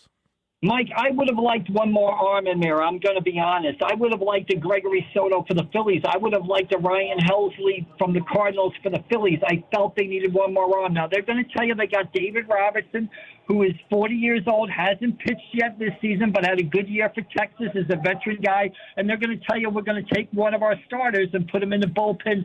So that's going to be good also. That's going to be in addition to the bullpen also. And I understand all that. But I would have liked one more arm. I think a Ryan Helsley here or a Soto here, would have made a big difference. I would have liked one more arm for the Phillies because I think Kirkry and Strom have both been a little spotty this season. And I know you get Duran and you're pushing them down now. That instead of pitching the 8th and 9th innings, maybe they're in the 7th and the 8th. But, one more guy, Mike, I would have felt a lot better about it. Well, I got some updates for everybody out there. Aaron Nola, 3 innings, 3 hits, 3 strikeouts today at Lehigh Valley. David Robertson came in did not pitch so well. 1 inning, 3 hits, 3 runs. He had 2 strikeouts in the inning. So Robertson kind of up and down. Nola, that's going to be another interesting decision, Mike. When Nola's back, we're going to be talking about that, Yeah, I think Nola goes into the rotation, Mike. I think then Taiwan Walker, he goes back out to the bullpen, and I was encouraged by Nola's stats today.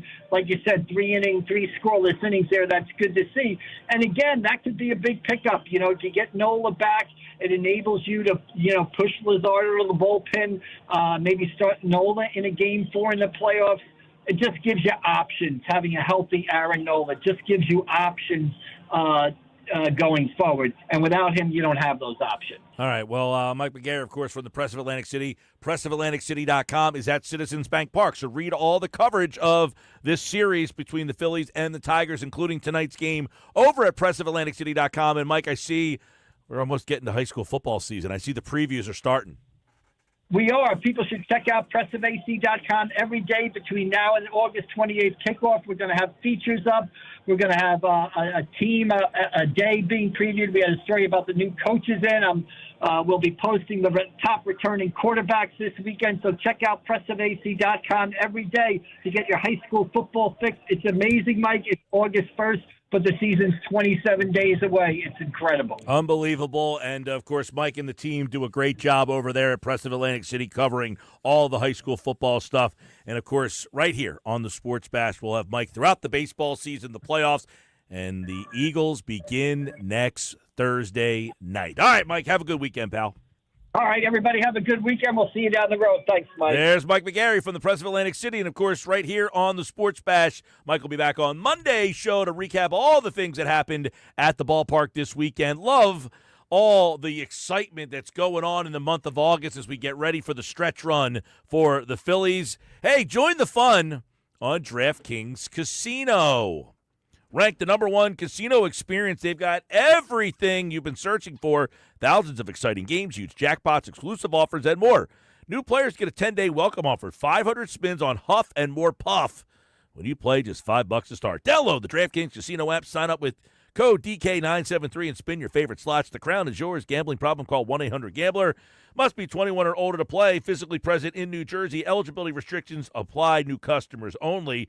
Non-withdrawable casino spins issued as 50 spins per day for 10 days, valid for featured game only, and expire each day after 24 hours. See terms and conditions at casino.draftkings.com/promos. Ends on August 24th of 2025 at 11:59 p.m. in the East. #1, based on Eilers and Krychek 2H24 product analysis. Whew. Coming up next, it is my Bet365 play of the day. We got the weekend coming up, but not before that. It's next on the Sports Bash.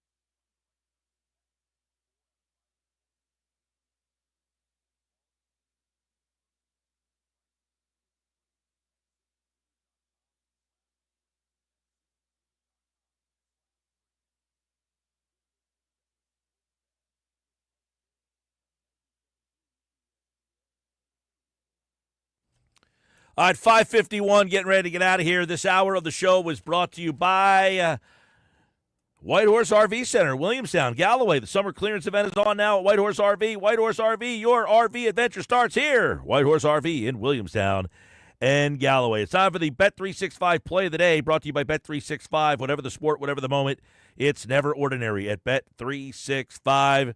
Josh, how did we do last night? Mike, I need you to get your head in the game here. We're going into the weekend.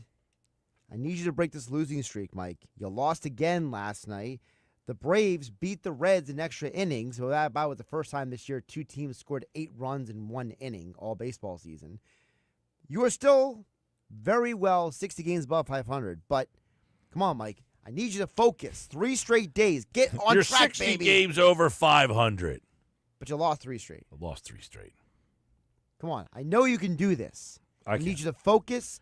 I need you to. Well, I'm kick going the dirt away off next your week. cleats. I'm going away next week, so.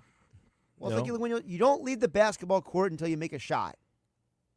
So you can't leave until you get one right, Mike. All right, I got the A's in the over. No, the A's over. Sorry, not the A's and the over. The A's game, I'll take the over. Got to pull back my app that has the odds for you. Sorry, so I can pair them up. I got the Phillies tonight, Ranger against Flaherty. I'm going with Ranger tonight in that game. In that particular game, I like the Phillies to win. And what was the other one? Oh, the A's. Where's that A's game? My app closed down on me. There we go. The over in the A's game tonight. Put them together. It's plus 212. $10 pays you $31.21. And there you go. That's my Bet365 play of the day. You've got the A's taking on the Diamondbacks tonight. That's a late-night game. You're going to have to hold on to that one late if you want to win that one. You'll have to follow along with me. By the way, the A's are 12-0 to the over on a day after they had an off day since September 24th. So they score a lot of runs on those games. And the Tigers 0-7 since June 11th as a doggy dog. They are the dog tonight against the Phils at Citizens Bank Park. Johan Duran, does he get in the game tonight and get the close? We're going to see the new entrance for Johan Duran. It would be cool if we get to see it, but I'm not going to bet on it necessarily. I think it'll be a fun game. I think you might get a chance to see him tonight. You might think get a chance so? to see him. Well, if it's a 3-run game, I think he's in that game no matter what, and the Tigers are good. Gotcha. Interesting. So I think you see that. By the way, Aaron Nola. Just kind of blanked on that for a second. Aaron Nola threw today down for Lehigh Valley. 3 innings, 3 hits, no runs, 3 strikeouts. He threw 47 pitches. He was topping out at about 91 miles an hour. So there you go. Aaron Nola looks like he is on the way back to getting into the lineup. David Robertson also threw today. He did not throw very well. Joe Ross is supposed to pitch later on tonight. They're all down there, Ross and Nola, for rehab assignments. Robertson also there. So those 3 guys all pitching today. Nola, they're saying maybe only 3 rehab starts before he joins the rotation. This is his first one. So just 3 innings. Topped out at about 91. Remember, he doesn't throw all that hard to begin with. He's about 92, 93. So I would think his second and third rehab starts, he probably will get himself back up to form. And Aaron Nola should be back sometime by the time when I get back. There you go. I am in on Monday next week and Tuesday next week, and I will be out the rest of the week after that. But we have a couple more days left to hang out together, so let's have some fun with that. Everybody watching on the YouTube channel, thank you for watching. Follow the channel at Mike Gill Show and subscribe for more. We're going to be on the porch this weekend. Check out the social media to find out what day we will be on the porch and hang out with us on the porch this weekend. And if you're watching on the X platform and on the Twitter X platform, at Mike Gill Show, hit the repost button, hit the like button, do all that for me. And if you're on the radio, we appreciate you as much as anybody out there.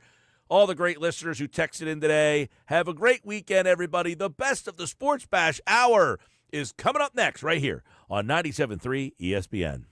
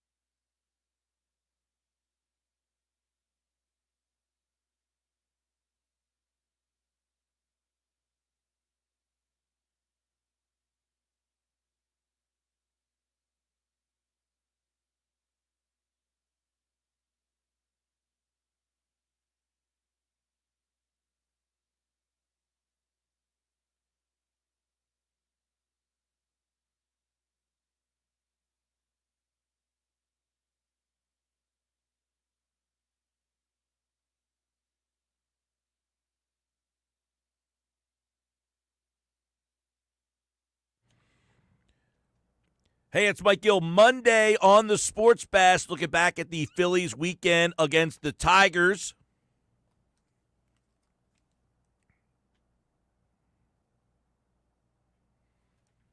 And take a look ahead to the Orioles series. Plus, it is Eagles week. The Eagles are back in action this week. We're talking Birds all week long on the Sports Bash. It all starts Monday.